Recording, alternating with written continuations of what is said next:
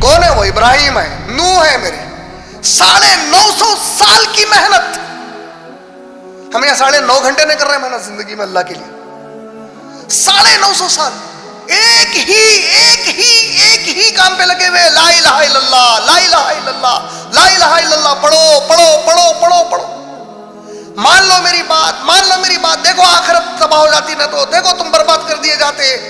ستا رہے ہیں، ان کا مذاق اڑا رہے ہیں. کس حد تک؟ ابو بکر صدیق رضی اللہ تعالیٰ عنہ کا جب ذکر آتا ہمارے سامنے، ہمارے دلوں میں ان کے لیے جو محبت اور عزت ہے، انہوں بہت ہی بے صبرے تھے بلکہ آتا یا بہت صبر والے تھے بلکہ آتا؟ اللہ کی قسم ہے ابو بکر صدیق کا صبر رائی کے دانے کے برابر نہیں ہے نوح علیہ السلام کے سامنے، کیونکہ کوئی کمپیریزن ہی نہیں ہو سکتا. وہ رسول ہے. جس طرح صحابہ کے بعد کا کوئی شخص صحابی کی جوتی کی دھول کو نہیں پہنچ سکتا، اکابر سے اکابر صحابی کسی نبی اور رسول کے ساتھ کوئی مقابلے میں نہیں اتر سکتے. نوح علیہ السلام کا معمولی صبر نہیں تھا، 950 سال کا صبر ہے ان کا اس دعوت پہ لا الہ الا اللہ کی.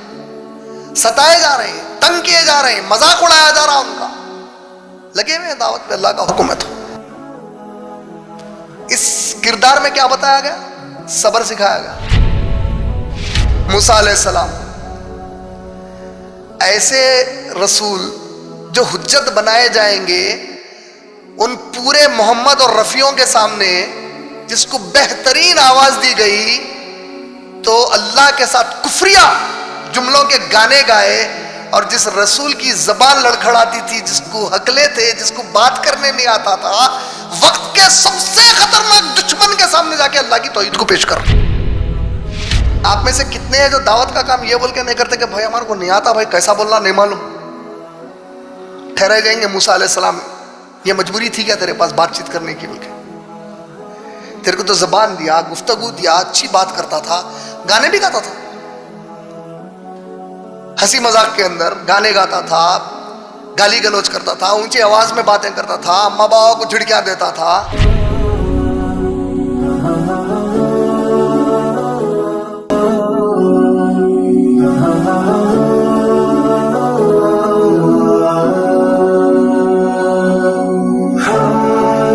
السلام علیکم ورحمۃ اللہ وبرکاتہ. میں سماک حسین صدیقی باحیثیت ناظم جلسہ آپ تمام مرد اور خواتین کا IREF کے دفتر پر آج یعنی 11 جون 2023 عیسوی بروز اتوار کو تہ دل سے استقبال کرتا ہوں. انشاءاللہ اس مجلس کے آغاز کے لیے میں میرے چھوٹے بھائی سنان حسین صدیقی اور اس کے بعد اور ایک سٹوڈنٹ حافظ عبد القیوم کو دعوت دیتا ہوں کہ وہ قرآن مجید کی تلاوت کرے. سب سے پہلے جناب سنان. السلام علیکم ورحمۃ اللہ وبرکاتہ. میں سنان حسین صدیقی IREF کا اسٹوڈنٹ اور اسکول میں 10th کلاس کا اسٹوڈنٹ ہوں. انشاءاللہ اب میں آپ تمام کو سورۃ التین سورہ نمبر 95 کی مکمل تلاوت کروں گا. اعوذ باللہ من الشیطان الرجیم، بسم اللہ الرحمن الرحیم. والتین والزیتون وطور سینین وهذا البلد الامین لقد خلقنا الانسان فی احسن تقویم ثم رددناه اسفل سافلین إلا الذين آمنوا وعملوا الصالحات فلهم أجر غير ممنون فما يكذبك بعد بالدين أليس الله بأحكم الحاكمين. جزاک اللہ خیر. وآخر دعوان الحمد للہ رب العالمین. بسم اللہ الرحمن الرحیم. آپ تمام کا میں اسلامی طریقے سے استقبال کرتا ہوں. السلام علیکم ورحمۃ اللہ وبرکاتہ. میں عبد القیوم بن عبد الحفیظ محمد انشاءاللہ آپ تمام کے سامنے سورۃ النشرح سورہ نمبر 94 کی مکمل تلاوت کروں گا. أعوذ بالله من الشيطان الرجيم بسم الله الرحمن الرحيم ألم نشرح لك صدرك ووضعنا عنك وزرك الذي أنقض ظهرك ورفعنا لك ذكرك فإن مع العسر يسرا إن مع العسر يسرا فإذا فرغت فانصب وإلى ربك فارغب وآخر دعوانا أن الحمد لله رب العالمين. انشاءاللہ اس سے پہلے کہ میں میرے والد جناب عمران صدر IREF کو بیان کی دعوت دوں، آپ سب کو IREF کا مختصر تعارف دیتا چلوں. الحمدللہ IREF یعنی Islamic research and educational foundation February 1998 عیسوی میں قائم کیا گیا اسلام کا دعوتی ادارہ ہے، جس کا بنیادی مقصد ہے غیر مسلمانوں کو اور گمراہ مسلمانوں کو قرآن اور حدیث بافہم و منظر صحابہ رضی اللہ تعالی عنہم اجمعین دعوت دے. ماشاءاللہ اسی مقصد کو حاصل کرنے کے لیے IREF حیدرآباد میں، سارے ہندوستان میں اور بے شمار باہر کے ممالک میں انگلش اور اردو زبان میں بیانات، غیر مسلم مذہبی علم والوں سے مناظرے، مباحثہ وغیرہ میں شرکت کرتا ہے یا خود IREF منعقد کرتا ہے. الحمدللہ جناب عمران ابھی تک USA، Canada, UK، Australia, New Zealand, Taiwan, Singapore, Malaysia, Thailand, Ireland, Scotland کے علاوہ تمام گلف ممالک میں بھی پروگرامز کیے ہیں. ماشاءاللہ آپ لوگ youtube.com/IREF ویڈیوز کو ہمارے ویڈیوز کے لیے سبسکرائب کیجئے اور 9989031373 کے واٹس ایپ نمبر کو آپ کے پاس ایڈ کیجئے اور ہم کو ایک میسج بھیجئے. ہمارا FB پیج ہے facebook.com/IREFPOSTS. ماشاءاللہ جناب عمران کی پہلی اہلیہ یعنی میری والدہ محترمہ ندا گھریلو خاتون ہیں، جبکہ دوسری اہلیہ محترمہ امت المتین کی نگرانی میں IREF کا شعبہ خواتین 2005 عیسوی سے کام کرتا ہے. ہر سنڈے کو صبح محترمہ امت المتین اور میری چھوٹی بہنوں کے صرف خواتین کے لیے تقریر ہوتے ہیں. الحمدللہ ہر سنڈے دوپہر کو جناب عمران اور خود میرے بیانات IREF پر ہوتے ہیں. الحمدللہ اب میں میرے والد یعنی جناب عمران کو دعوت دیتا ہوں کہ وہ اردو میں درس قرآن کا سورۃ التین پر اپنے درس کا آغاز کرے. جناب عمران. الحمدللہ رب العالمین والصلاة والسلام علی رسولہ الکریم وعلی آلہ واصحابہ اجمعین. اما بعد اعوذ باللہ من الشیطان الرجیم بسم اللہ الرحمن الرحیم. والتین والزیتون. اما بعد رب اشرح لی صدری ویسر لی امری واحلل عقدۃ من لسانی یفقہوا قولی. میں آپ تمام بھائیوں کا اور بہنوں کا اسلامی طریقے سے استقبال کرتا ہوں. السلام علیکم ورحمۃ اللہ وبرکاتہ. الحمدللہ آج سورہ 3 پر ہمارا درس ہے انشاءاللہ، اور پچھلے 2 ہفتے جو ہمارا درس ہوا وہ سورۃ الضحیٰ اور سورہ نشرح پر تھا. اور جیسا کہ ہم ان 2 صورتوں میں اللہ رب العالمین نے جو پیارے نبی کریم صلی اللہ علیہ وسلم کی تعریف بیان کی، آپ صلی اللہ علیہ وسلم کا جو مقام اور مرتبہ بیان کیا، وہ ہمارے لیے قابل غور تھا. اور ساتھ میں اس میں جو نصیحتیں آئیں، جو تعلیمات آئیں، سب سے پہلے تو پیارے نبی کریم صلی اللہ علیہ وسلم سے ہی مخاطب ہو کر، اور پھر یقیناً پوری امت کے لیے اور پھر انسانیت کے لیے وہی تعلیمات تا قیامت رہنمائی ہے اللہ کی طرف سے، ہدایت ہے اللہ تعالیٰ کی طرف سے.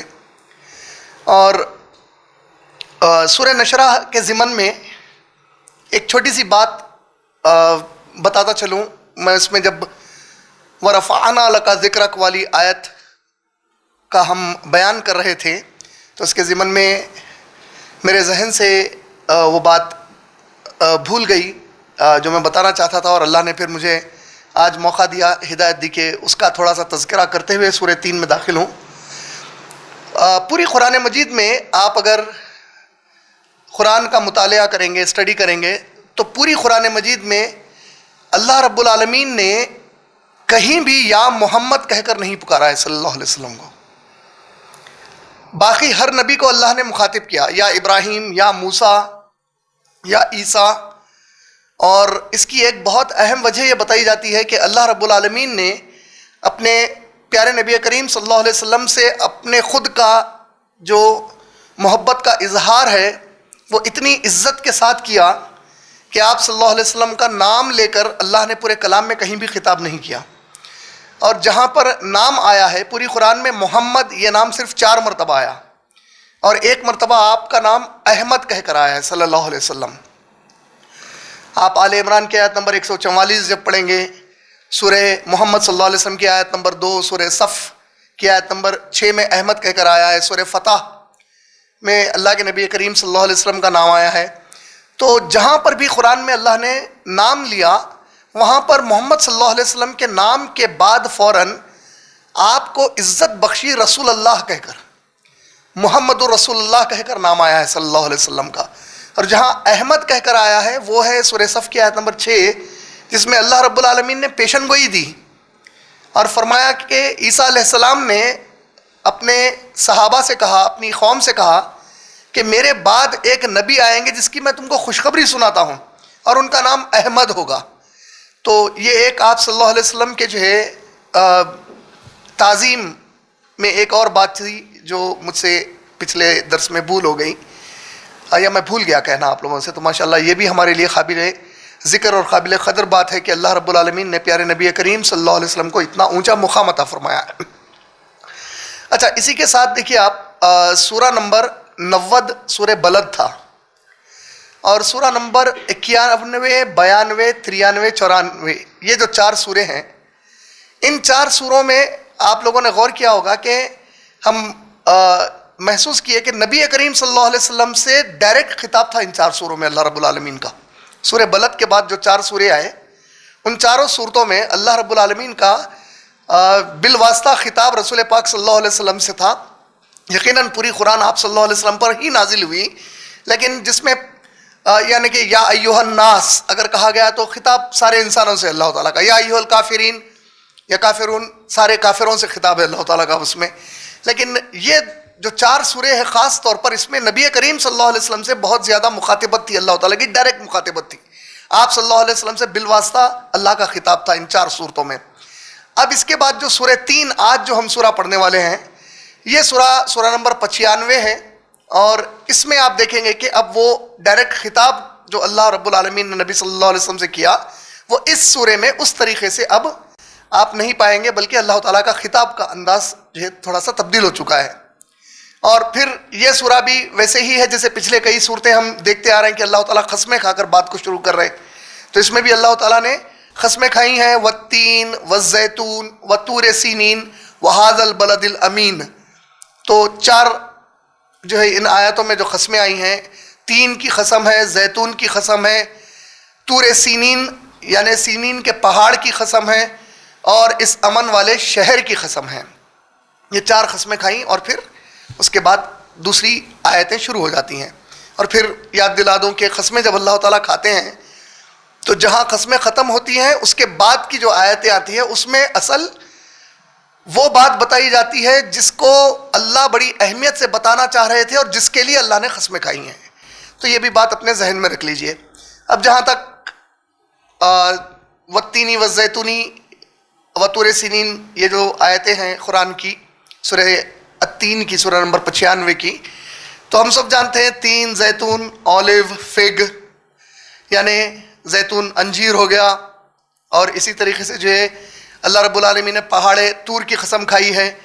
تو جو لوگ ماشاءاللہ اس کا ترجمہ یا تفہیم اپنے گھروں میں بیان کرتے ہیں، یا عام طور پہ ہم لوگ جب اس کو سنتے ہیں تو اس سے مراد وہ میوے لیتے ہیں جس کا ذکر اللہ رب العالمین نے کیا ہے، کیونکہ یہ میوے بڑے فائدہ مند ہیں، انسان کی صحت کے لیے بہت زیادہ فائدہ مند میوے ہیں.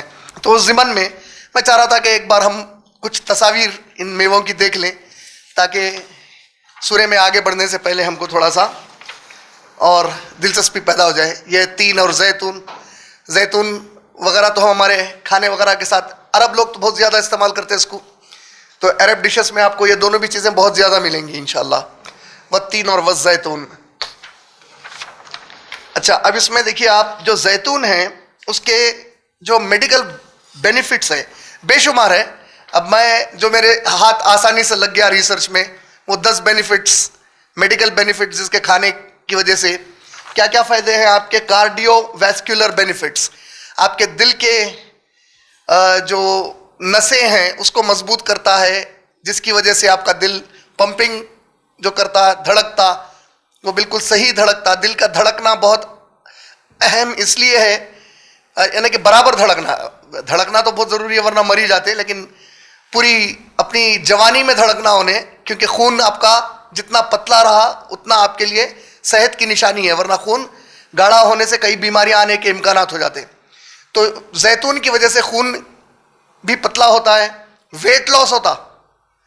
یہ تو آپ کو سمجھیے، آپ آج ہزاروں لاکھوں کے پیسے خرچ کر کے جو لوگ جا رہے ہیں، کینسر جو ہے، کئی اقسام کے کینسر اس سے جو ہے دور ہو جاتے، یا یوں سمجھے کہ آپ پریکاشن کے طور پہ زیتون ایک ایسی چیز ہے جس سے کینسر ہوتا ہی نہیں آپ کو، الحمدللہ کئی قسم کے کینسر سے پریونشن ہو جاتا، بچاؤ ہو جاتا۔ اور اگر آپ کو مار وغیرہ لگ جائے تو اس کی تکلیف کا جو احساس ہے وہ بھی کم ہوتا، کیونکہ زیتون آپ کے مسلس وغیرہ کو، آپ کے نروس سسٹم کو مضبوط کر دیتا۔ اسکن اور ہیئر کے ہیلتھ، یعنی بالوں کا جھڑنا اور اسکن کے اوپر جو ہے کوئی بیماریاں آ رہے ہیں تو ان بیماریوں کے علاج کے طور پہ جو ہے زیتون کا زیادہ کھانا وہ بھی مفید ہے۔ الرجیز بہت کم ہوتے، الرجیز وغیرہ ہوتے نا بعض لوگوں کو، آپ دیکھے ہوں گے کہ سردی کی الرجی رہتی، گرمی کی الرجی رہتی، بعض لوگوں کو ہوا میں نکل گئے الرجی، بعض لوگوں کو باغ میں گئے تو الرجی ہوتی۔ پھر اسی طریقے سے ڈائجسٹو ٹریکٹ ہیلتھ، تو ہماری جو اتڑیوں کی دیواریں ہیں یہ بہت اہم رول ادا کرتی کھانے کے ہضم ہونے میں ہمارے، تو اس کی جو ہیلتھ ہے وہ بہت امپورٹنٹ ہوتی ہے۔ اکثر آپ دیکھیے انسان کا پیٹ کیوں نکلتا، اس کی سب سے اہم بنیادی وجہ یہ ہوتی کہ اس کے جو اتڑیوں کی سلوائی ہے وہ تھوڑی سی ڈھیلا ہونا شروع ہو جاتی، جس کی وجہ سے جو ہے وہ جو مسلس ہے وہ لوز ہوتے وہاں پہ، اور پھر اس کے بعد وہ بلج ہونا شروع ہوتے، وہ پھیلنا شروع ہوتے، اور پھر وہ پیٹ کو موٹا کر دیتے آپ کے۔ پھر اسی طریقے سے good source of iron, iron انتہائی ہم سب جانتے ہیں کہ لوہا ایک اہم چیز ہے، تو آپ قوت والے رہیں گے۔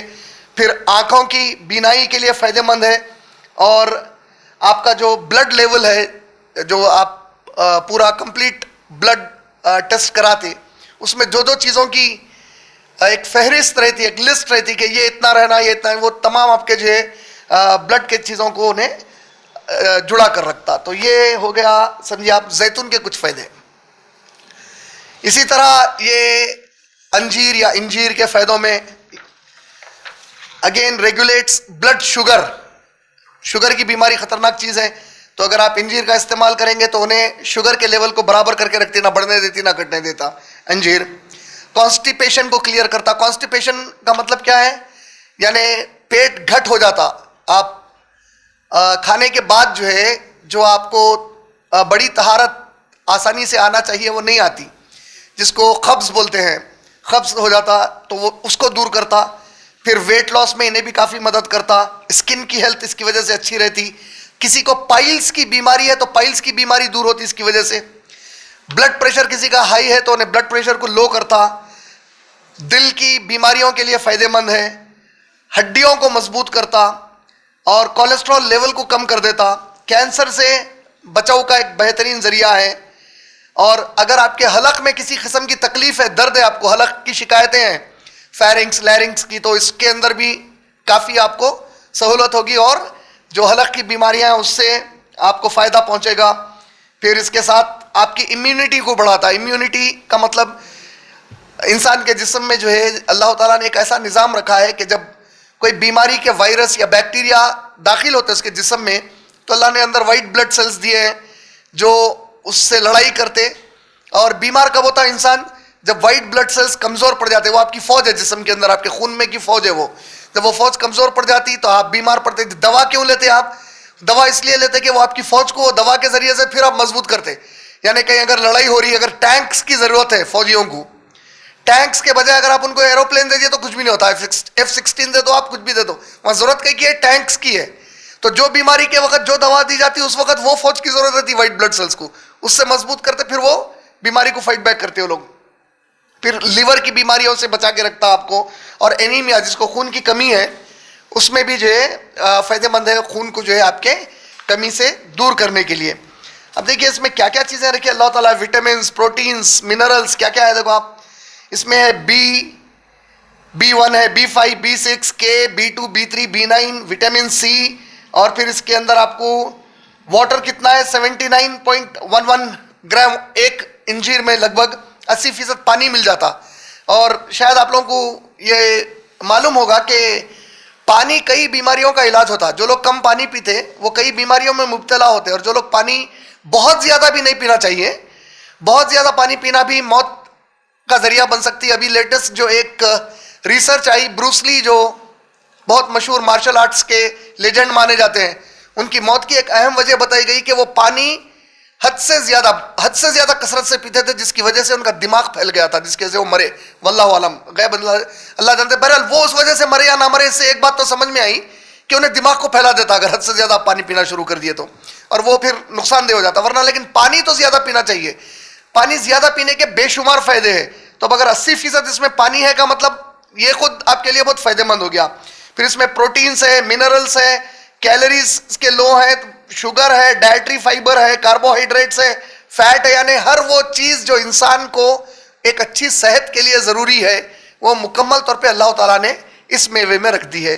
تو یہ بھی پورے اس کے فائدے ہو گئے الحمدللہ۔ تو چلیے اب یہ سب باتوں کے بعد اب یہ جو قسمیں کھائے اللہ تعالیٰ، کیا اللہ تعالیٰ قسمیں کھا کر اس کے یہ فائدے بتانا چاہ رہے تھے، یا اللہ تعالیٰ اتنی عظیم کتاب جو ہے جو ساری انسانیت کے ہدایت کے لیے بھیجی گئی ہے اس میں ان میووں کا ذکر کیوں کیے؟ ان میووں کے ذکر میں اللہ تعالیٰ کی طرف سے کوئی بڑی حکمت ہونی چاہیے یقیناً، یا صرف یہ کہ اس کے اندر اتنے فائدے ہیں لہذا جب سائنس ترقی کر لے گی تم لوگ ان کے فائدے دیکھ لو گے تو ایمان لاؤ؟ ایسا تو نہیں ہو سکتا۔ تو جو بظاہر ہے وہ تو بظاہر ہے، اس کے معنی لیں گے۔ یقیناً یہ سب فائدوں کی وجہ سے بھی بیان کیا گیا ہے، کوئی دو رائے نہیں ہے اس کے اندر، اس کے اوپر بھی ہمارا یقین اور ایمان ہے۔ اوپری سطح پر تو یہی مانے ہے کہ دیکھو اللہ نے اتنے بہترین تمہارے لیے میوے پیدا کیے۔ اچھا یہ کیسے میوے ہیں؟ پھر خاص بات اس کے لیے ویجیٹیرین نان ویجیٹیرین دونوں بھی استعمال کرتے ہیں اس کو۔ یہاں تو وہ مسئلہ بھی نہیں ہے کہ ویجیٹیرین کھائے یا نان ویجیٹیرین کھائے، کون کھانا ہے بھائی، ساری انسانیت کھا سکتی، تو ساری انسانیت کے بھلائی والے یہ میوے ہو گئے الحمدللہ۔ اب دیکھیے اللہ سبحانہ و تعالیٰ اس سورے میں، اچھا والتین جو انجیر کا ذکر ہے پوری قرآن میں صرف یہ ایک ہی آیت میں ہے، والتین یہ ذکر کہیں بھی اور قرآن میں نہیں آیا رہا۔ البتہ زیتون کا جو ذکر ہے وہ سورہ انعام کی آیت نمبر 99، سورہ نمبر 6 آیت نمبر 99، آیت نمبر 141 وہی سورہ کی سورہ انعام کی، ویسے ہی سورہ نحل کی آیت نمبر 11 میں آیا، سورہ نور کی آیت نمبر 35 میں آیا، سورہ عباسہ کی آیت نمبر 29 میں آیا، اور سورہ التین کی آیت نمبر 1 میں آئے۔ ان سب مقامات پر زیتون کا ذکر آیا۔ تو قسم ہے انجیر کی اور زیتون کی۔ اب اس سے مراد ایک تو یقیناً میں جیسا بتایا وہی ہے کہ میں اتنے عظیم میووں کی قسم کھا رہا ہوں جس میں اتنے سب بھلائیاں تم انسانوں کے لیے میں رکھ چکا ہوں۔ اچھا پھر اس میں ایک خاص بات کیا ہے، دیکھیے اس کے جو فائدے ہیں وہ ایسے فائدے ہیں جو مرد عورت دونوں کے لیے فائدے ہیں۔ ایسا نہیں کہ یہ مخصوص میوہ ایسا ہے یہ کھانے سے صرف مرد کو فائدہ پہنچتا ہے یا یہ کھانے سے صرف عورت کو فائدہ پہنچے گا۔ ایسے میووں کا ذکر کیا اللہ تعالیٰ جس کا فائدہ ہر انسان کو ہے الحمدللہ، بچے کو ہے، بوڑھے کو ہے، جوان کو ہے، نوجوان کو ہے، ہر عمر والے کے لیے فائدہ مند چیز بنا دی گئی ہے الحمدللہ۔ اب اس کو تھوڑا سا ہم اگر گہرائی میں اترنے گئے اس کے، تو یہ جو شروع کی 3 آیتیں ہیں والتین والزیتون وطور سینین وہذا البلد الامین، یہ تینوں آیتوں کی بہت پیاری اللہ رب العالمین نے نسبتیں بیان کی ہیں جس کو مفسرین نے الحمدللہ ذکر کیا اور تعلیم دی اس کی، تاکہ ہم غور و فکر کریں اس کے اوپر۔ عرب لوگ جو ہے ان کا ایک مزاج تھا، ان کے پاس جو میوہ جس علاقے میں اگتا تھا وہ لوگ وہ علاقے کو علاقے کے نام کے بجائے اس علاقے کے وہ میوے کے نام سے پکارتے تھے۔ مثال کے طور پہ ہمارے پاس یہاں پہ سب سے زیادہ ہندوستان میں سیب کس علاقے میں اگتا؟ تو اگر عرب لوگ ہوں گے تو اس کو کشمیر پکارنے کے بجائے اس کو سیب پکاریں گے، یہ ان کے پاس ایک رائج رواج تھا, یہ عام بات تھی عربوں کے پاس کہ وہ لوگ جو ہے اس میوے کے نام سے یا اس چیز کے نام سے پورے علاقے کو پکارتے تھے جس علاقے میں وہ چیز مخصوص ہوتی تھی. دیکھیے آم آپ کو جو ہے اگر ریگستان میں گئے تو نہیں ملتا. آم ایک مخصوص علاقوں کا میوہ ہے. پاکستان انڈیا میں سب سے زیادہ اگتا آم, یا بنگلہ دیش میں. لیکن آپ امریکہ چلے جائیں گے, سعودی وغیرہ چلے جائیں گے تو یہاں آپ کو, یا آئس لینڈ چلے گئے, گرین لینڈ چلے گئے تو اب یہاں پہ آم نہیں ملتے آپ کو, کوئی بھی نہیں اگاتا وہاں پہ آم. تو اس طرح عرب کیا کرتے تھے کہ جو علاقے ہوتے تھے ان علاقوں کو علاقے کے نام سے پکارنے کے بجائے اس علاقے کے وہ مخصوص چیز کے نام سے یا میوے کے نام سے پکارتے تھے جو اس علاقے کے لیے مخصوص ہوتا تھا. تو والتین اور والزیتون جو ہے یہ دونوں بھی دو عظیم علاقوں میں پائے جاتے تھے جن علاقوں کا تعلق انبیاء علیہ الصلوۃ والسلام سے بڑا گہرا ہے. تین یعنی جس کو آپ فگ بولیں گے, یہ بہت زیادہ پایا جاتا تھا دمشق, ڈیمسکس جو سیریا کا کیپٹل ہے, شام کا علاقہ.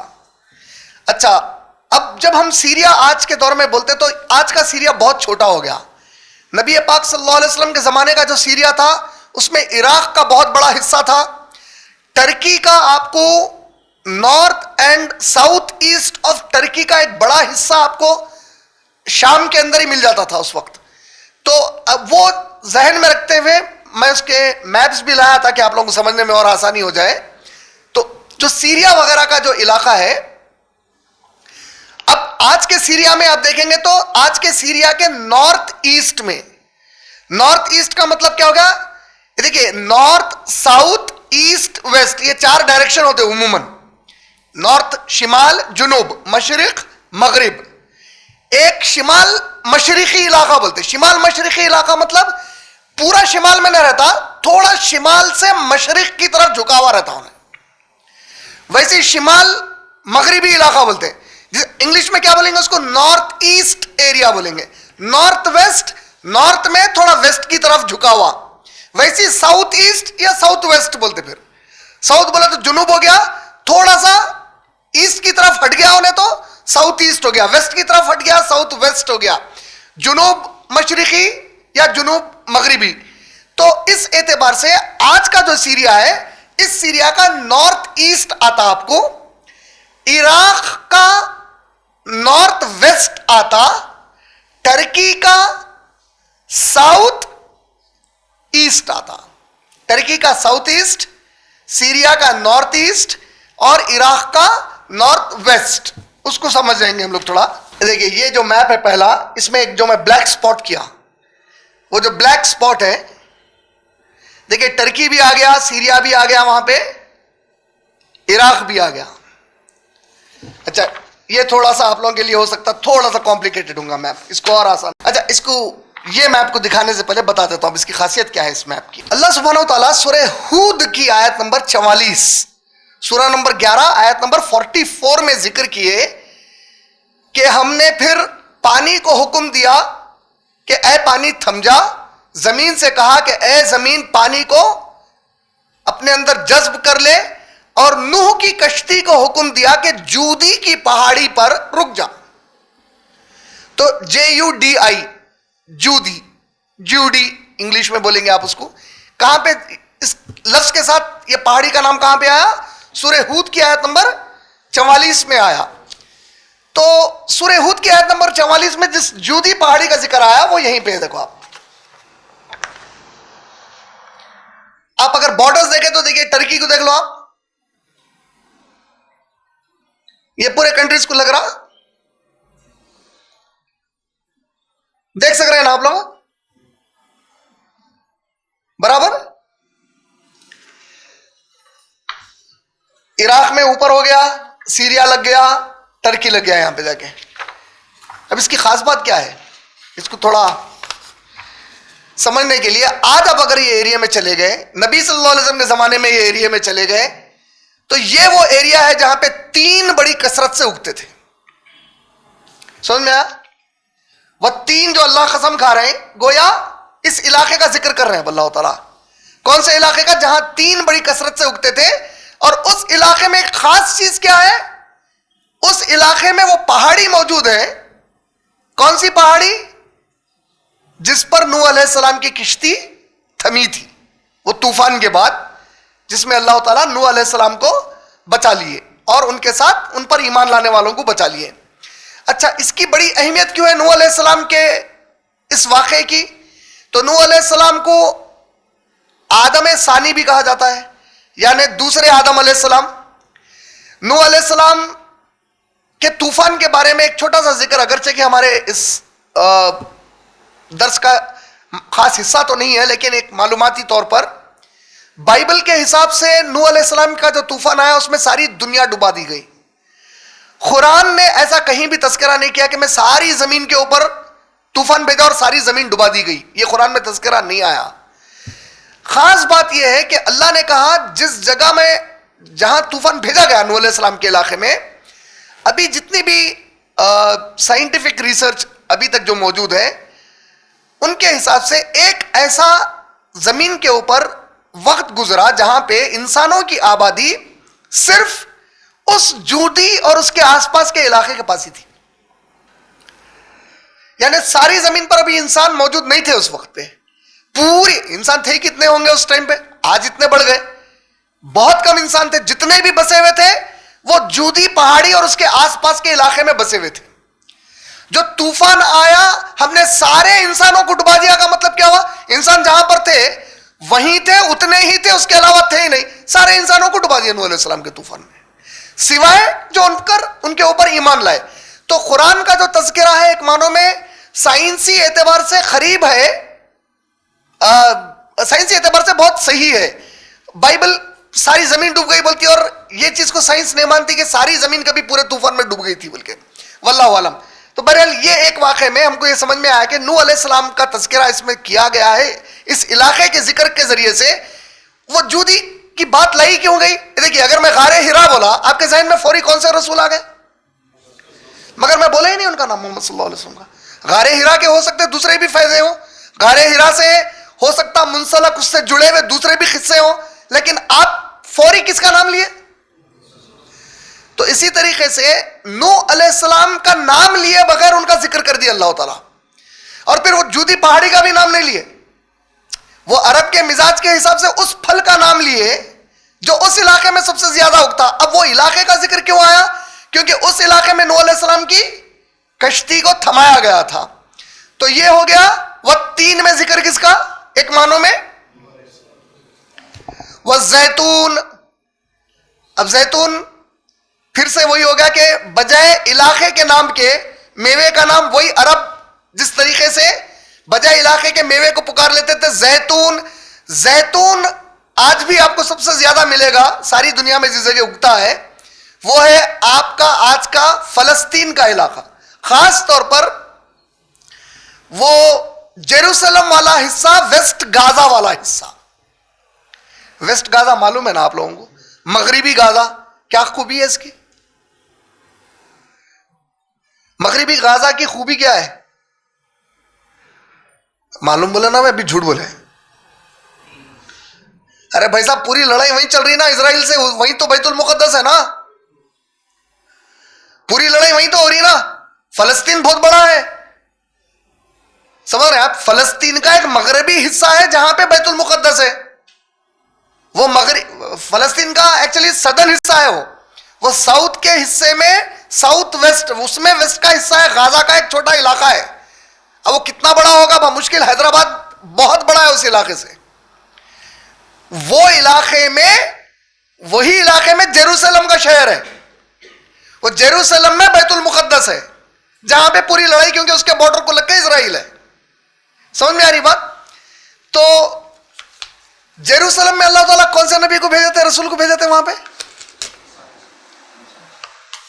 عیسیٰ علیہ سلیمان علیہ السلام بھی آئیں گے اس میں، موسیٰ علیہ السلام کا بھی آتا. یہ کینان دکھ رہا ہے یہاں لکھا ہوا آپ کو، کینان لکھا ہوا ہے، دکھ رہا نہیں دکھ رہا آپ لوگوں کو یہاں پہ کینان؟ دیکھیے یہ نقشے ایک مسلمان ہونے کی حیثیت سے تو ہم کو یاد رہنے چاہیے. کینان فلسطین کا پرانا نام ہے. فلسطین کے لیے جو بائبل میں نام آیا وہ کینان آیا. یہ کینان ہے. یہ آپ دیکھیے, یہ کینان کو لگ کے یہاں سعودی عرب ہے, یہاں مصر ہے, یہ بیچ میں وہ جیروسلم وغیرہ کی پوری بیلٹ ہے, وہ فلسطین کی بیلٹ ہے پوری ہے. یہ علاقہ ہے کینان کا. یہاں پر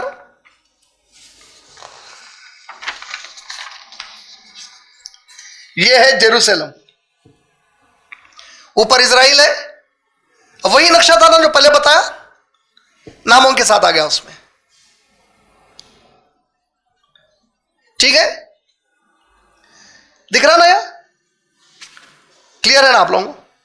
ایسے بھی ویڈیو ایڈٹ ہوئی وقت میپ آئی جاتا آپ لوگوں کے لیے انشاءاللہ. تو یہاں پر جو ہے اللہ سبحانہ و تعالیٰ عیسیٰ علیہ السلام کو بھیجے, کیونکہ اب دیکھیے غیر المغضوبی علیہم ولا الضالین جو ہم سورہ فاتحہ میں اتنا پڑھتے ہیں, اور سورہ فاتحہ پہ امت بٹی ہوئی ہے, تو یہ جتنے بھی بٹوارا کرنے والے دقیانوسی لڑاکو ملے ہیں, چاہے کسی بھی جماعت کے ہوں, ہر جماعت پہ تنقید کرنے, پورے جماعتوں کے عیب معلوم ہے ان کو. لیکن یہودیاں کتنے قسم کے ہیں, یہودی کون ہوتے, یہودیوں کا قرآن ذکر اتنا کیوں کرا, یہ کبھی بھی نہیں بولیں گے آپ کے سامنے. عیسائیوں کے بارے میں کبھی بات نہیں ہوں گی, سوائے اس کے کہ یہودی ایسے ہیں, عیسائی ایسے ہیں. مگر دوسرے مسلمان کے بارے میں بات کرنا ہے تو انہیں اندر بنیان کون سی پہنتا, چڈی کون سی پہنتا, پھر عورتیں اندر کیا کیا کرتے, باہر کیا کیا کرتے, پورے چیزیں ان کو معلوم رہیں گے. ایک دوسرے کے عیب عوام میں اچھال کے امت کے دھجے اڑانے کے واسطے, امت کے بٹوارے کرنے کو. اور پوری قرآن میں جس قوم کا اتنا گہرائیوں کے ساتھ تذکرہ آیا, اس کے اوپر سوائے سرسری گفتگو کے اصول کیا ہونا چاہیے تھا.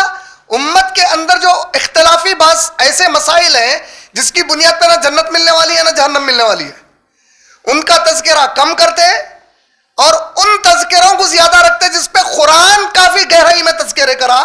اور نبی صلی اللہ علیہ وسلم کے گہرائی سے ان کے نبی صلی اللہ علیہ وسلم کے پورے پیشن گوئی کس کی لڑائی کے مطابق ہے؟ مسلمانوں کی جماعتیں لڑ لیں گے بول کے ایک بھی پیشن گوئی ہے, مگر ہمارے پورے جمعوں کے خطبے کہیں پہ ہوتے, پورے اس پہ ہی ہوتے خالی. ان کے بارے میں تو معلومات ہی نہیں ہے. یہودی کا توحید کا عقیدہ کیا ہے, یہودی کا رسالت کا عقیدہ کیا ہے, یہودیوں کا کتاب کا عقیدہ کیا ہے, یہودیوں کا ملائکہ کا عقیدہ کیا ہے, یہودیوں کا آخرت کے بارے میں عقیدہ کیا ہے, جنت کے بارے میں عقیدہ کیا ہے, جہنم کے بارے میں عقیدہ کیا ہے, ان کے کتنے طبقے ہیں, کتنے جماعتیں ہیں. وہ حدیث ہر کوئی کوٹ کرتا, ستفترق امتی علی 73 فرقۃ, میری امت 73 فرقوں میں بٹ جائے گی. اور یاد بھی خالی وہیں سے رکھ کے وہیں سے بیان کرتے, حالانکہ اس کے اوپر بڑا حصہ ہے پورا. بنی اسرائیل میں یہود کتنے 71 فرقوں میں بٹے, ایک صحیح تھے 70 غلط تھے بولے. تو ہمارے یہ لڑاکو علماء کو علم کون سا سیکھنا چاہیے, وہ 70 کے عقیدے کیا تھے جس کی وجہ سے غلط ہو گئے, جس کی میں دعا کر رہا ہوں غیر المغضوبی. میں دعا تو وہی کر رہا ہوں نا, غیر المغضوبی. مجھے ان میں سے مت کریے جس پہ غضب ہوا, تو غضب کس پہ ہوا, وہ 71 میں کہ 70 پہ ہوا. عیسائیوں میں 72 ہو گئے, ایک صحیح تھا 71 غلط تھے. تو عیسائیوں کے وہ 71 کون ہے, اس کی تعلیم دینا چاہیے تھا امت کو.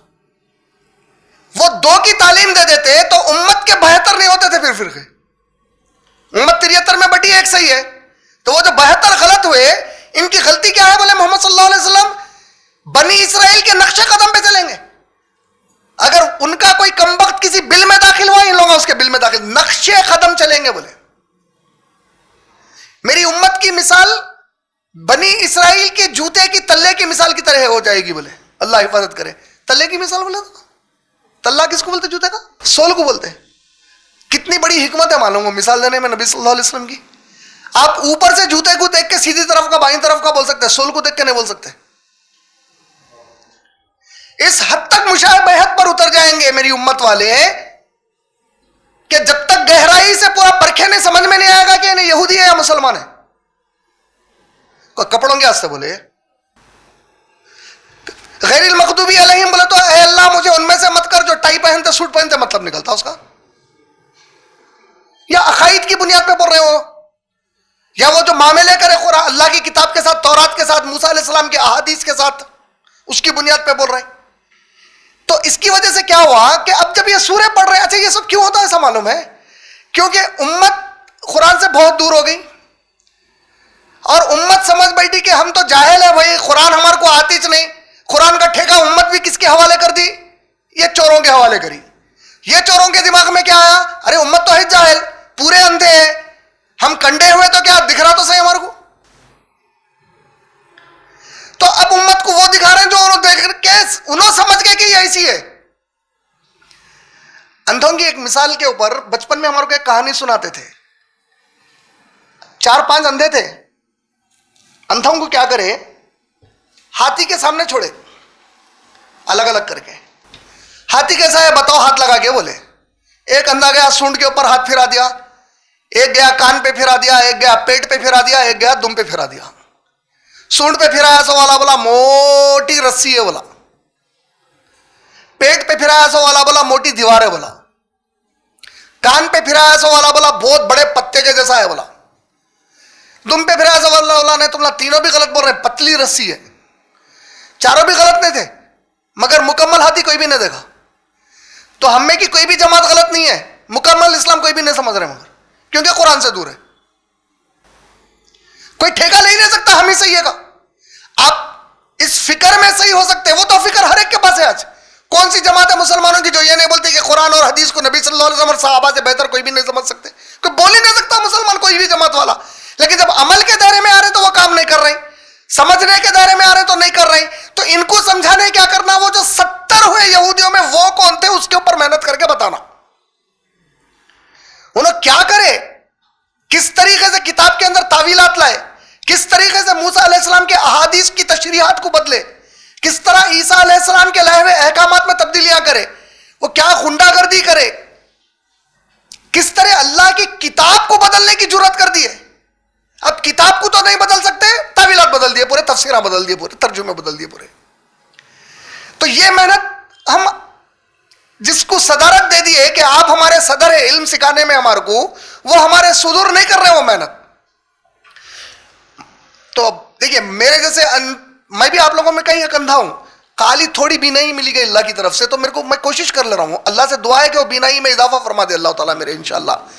کہ ہم جب تک قرآن سے نہیں جڑیں گے واپس آ کے, ہم سوائے فضول گفتگوؤں کے, فضول چیزوں کو اپنے تقاریر کے عنوانات بنانے کے, خود کا ٹائم اور پوری امت کے ٹائم کی آنچ لگانے کے کوئی فائدے کا کام نہیں کرنے والے ہیں. اسی لیے دعا سکھائی گئی, اللہم انی اسألک علما نافعا, اے اللہ میں آپ سے نفع والے علم کا سوال کرتا ہوں. نفع والا علم تو سب سے بڑا نفع تو قرآن کے علم ہے. قرآن کے علم کو سمجھنے حدیث کا علم ہے. میں قرآن سے ہی دور ہو کے باقی کے علم کو سیکھنے کو جاؤں گا, میں کبھی قیامت تک صحیح علم نہیں سیکھ سکتا اب جا کے. تو جب یہ جو جیروسلم کے علاقے میں جہاں پر زیتون کثرت سے اگتے اس کی قسم کا ہے, تو یہاں پر مراد ابن عباس رضی اللہ تعالیٰ عنہ وغیرہ یہ صحابہ کی نظر میں اس سے مراد عیسیٰ علیہ السلام ہے. عیسیٰ علیہ السلام جس جگہ پر پیدا ہوئے, بیت لحم, یہ لوگ اس کو بتاتے وہ علاقے کو, جیروسلم کا ہی حصہ ہے. اب اللہ کی شان دیکھو آپ, اللہ ایک ایسا شہر بنا دیے وہ جیروسلم کو, فلسطین کے علاقے کے اس شہر کو, جو تینوں بڑی امتوں کے لیے, 3 بڑے رسول کے امتوں کے لیے انتہائی مقدس جگہ ہو. موسیٰ علیہ السلام کی قوم کے لیے وہیں پہ سب سے پہلی مسجد سلیمان علیہ السلام بنائے تھے.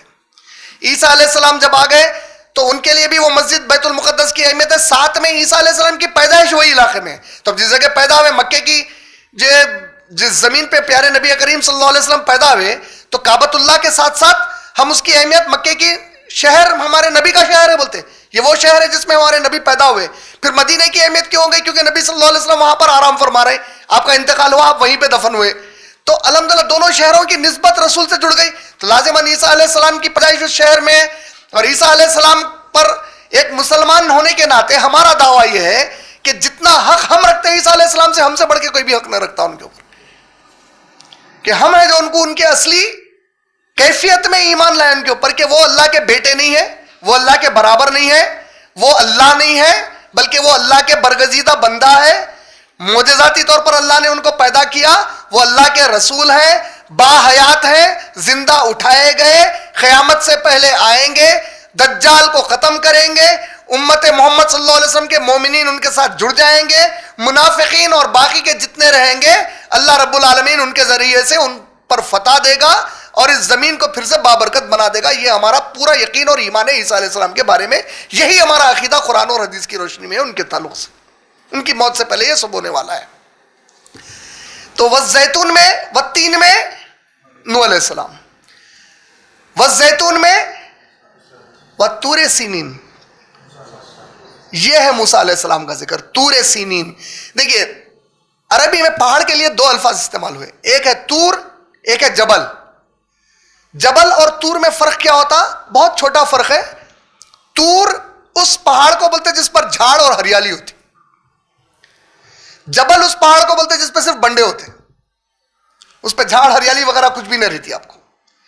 जबलन नूर, जबल बोलते ना जहां पे वही गारे हिरा के लिए, जहां पे मक्कतुल मुकर्रमा में वो पहाड़ है, लोग आज भी गए तो वो पहाड़ देखने को जाते, तो कोई हरियाली नहीं है उसके ऊपर, कोई झाड़ पहाड़ नहीं है उसके ऊपर, झाड़ वगैरह कोई खेती बाड़ी नहीं है उसके ऊपर। लेकिन तूर किसको बोलते हैं? जिसके ऊपर हरियाली वगैरह भी है और झाड़ वगैरह भी है। तो तूर, तूरे सीनीन। अच्छा, सूरह तूर पूरा सूरा है कुरान में, सूरा नंबर 52 कुरान का क्या है? देखो आप, सूरा नंबर 52 सूरह तूर, उसका नाम ही तूर है। ये उसी तूर का जिक्र है, किस तूर का? जिसका जिक्र सूरह ताहा में तफसील से आया।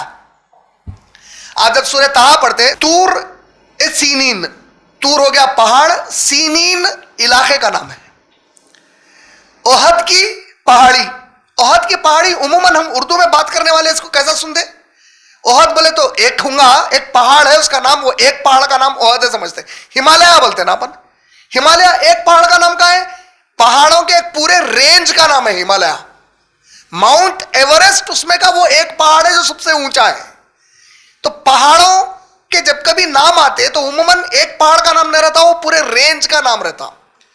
तो तूरे सीनीन, सीनीन के इलाके के पहाड़, वादिये तुआ जिसका जिक्र सूरह ताहा में आया कि मूसा अलैहिस्सलाम शुएब अलैहिस्सलाम के पास से जब निकाह हो गया शुएब अलैहिस्सलाम की बेटी से, तो अपनी अहलिया को लेकर वो वापिस हो रहे थे।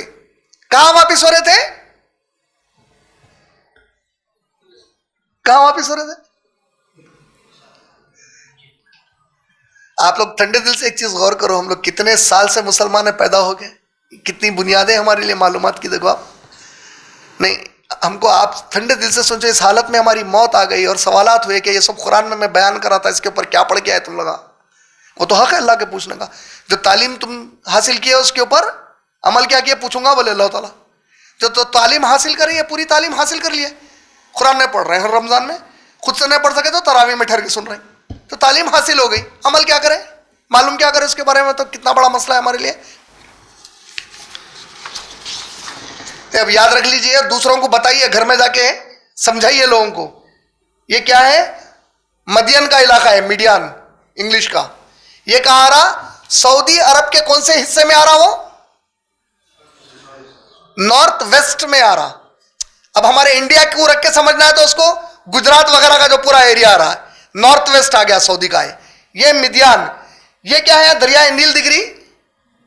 मूसा अलैहिस्सलाम यहां से, वो जो उनके हाथ से कत्ल हो जाता गफलत से, वो कत्ल के बाद भाग के कहां आ गए थे? मिदियान आ गए थे। यहां पर शुएब अलैहिस्सलाम थे, यहां पर शुएब अलैहिस्सलाम के साथ वक्त गुजारे।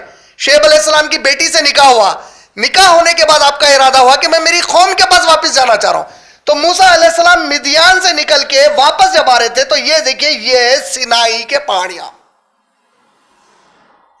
दिख रहे हैं बीच में, तूरे सीनीन, वो पहाड़ी इलाका सिनाई का। तो जब यहां से गुजर रहे थे, रात का वक्त था, ये रात के, अब यहां पानी में से तैर के गए ना को बोलो, यहां जमीन पे से जा रहे थे ना, ये पूरा इलाका वो जो होता आपको पेनिनसुला के जैसा दिख रहा, वो तिकोनी जो दिख रहा, वो पूरे का पूरा इलाका सिनाई का इलाका है वो। जब आप वहां से गुजर रहे थे, रात का वक्त हो गया, तो आप अपनी अहलिया से बोलते ना कि तुम रुको, मुझे एक पहाड़ के ऊपर कुछ रोशनी नजर आ रही, मैं जाकर जो है कुछ आग का बंदोबस्त करता हूं, ताकि जंगली जानवर वगैरह से बचे रहें, रात में मच्छरों से या जो भी कीड़े मकोड़े उससे बचे रहें, सर्दी बहुत ज्यादा रहती तो उससे बचने के लिए बहरहाल आप लाने गए। और फिर वो सूरह ताहा की आयत नंबर 14 کہ جب آیت نمبر 13 جب موسیٰ علیہ السلام پہاڑ پر چڑھنے گئے تو اللہ تعالیٰ حکم دیے کہ اے موسیٰ، پہلے تو وہ روشنی میں سے آواز آئی، اے موسیٰ ہم نے آپ کو منتخب کر لیا ہے اس طوا کی مقدس وادی میں. تو یہ طور سینین کے اندر یہ پورا واقعہ ہو رہا، جہاں پہ پھر اللہ تعالیٰ بولے. اچھا یہ ایک بہت زبردست سورہ طٰہٰ آیت نمبر 14، کبھی مت بھولو آپ لوگ، سورہ طٰہٰ کی آیت نمبر انتہائی اہم آیت ہے آپ لوگوں کے لیے، انشاءاللہ ہم سب کے لیے. قرآن کی ہر آیت اہم ہے، لیکن یہ آیت ایک بڑی ہی علمی اعتبار سے جب آپ دعوتی کام کرتے تو بہت اہم آیت ہے یہ. جب ہمارے ڈیبیٹس وغیرہ ہو رہے تھے ایک زمانے میں کرسچنس وغیرہ کے ساتھ، تو اس میں جب ہم لوگ ان سے پوچھتے تھے کہ کہیں بھی بائبل میں عیسیٰ علیہ السلام اپنے خود کے جملے میں نہیں بولے، ڈائریکٹ سپیچ میں، ان ایکویوکل سپیچ میں کہ آئی ایم گاڈ یا ورشپ می بول کر، تو یہ لوگ جو ہے پلٹا کے سوال کیے ایک مرتبہ، اللہ بولے کیا ایسا کہیں بھی قرآن میں؟ اللہ تعالیٰ بولے کیا میں تمہارا معبود ہوں، میری عبادت کرو، ایسا کہیں آئے گا قرآن میں I am God worship me بول کے؟ تو تم لوگ بائبل پہ پوچھ رہے ہیں یہ سوال. آپ لوگ ماشاءاللہ اتنا خوش ہوں گے جان کے پوری زمین پہ سوائے قرآن کے ایک بھی کتاب ایسی نہیں ہے جس میں اس کتاب میں جس کو معبود بنایا گیا وہ معبود نے کہا ہو میں معبود ہوں اور میری عبادت کرو سوائے قرآن کے. سورہ طٰہٰ آیت نمبر 14 یہ واحد آیت ہے قرآن کی جس میں اللہ تعالیٰ موسیٰ علیہ السلام کو بولے، جب اس وقت پہاڑ پہ آتے وقت موسیٰ علیہ السلام کو، اننی انا اللہ، بے شک میں تمہارا اللہ ہوں، لا الہ الا انا، میرے سوا تمہارا کوئی الہ نہیں ہے، فاعبدنی، بس میری عبادت کرو، واقیم الصلاۃ، اور میرے لیے نماز قائم کرو.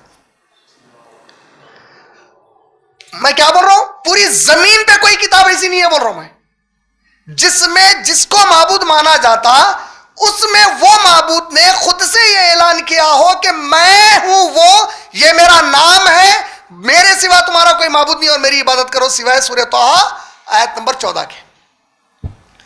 یہ واحد کتاب ہے جس میں اللہ تعالیٰ نے کہا کہ میں ہوں تمہارا اللہ، کوئی معبود نہیں ہے سوائے میرے، بس میری عبادت کرو، اور عبادت کرنے نماز کو قائم کرو.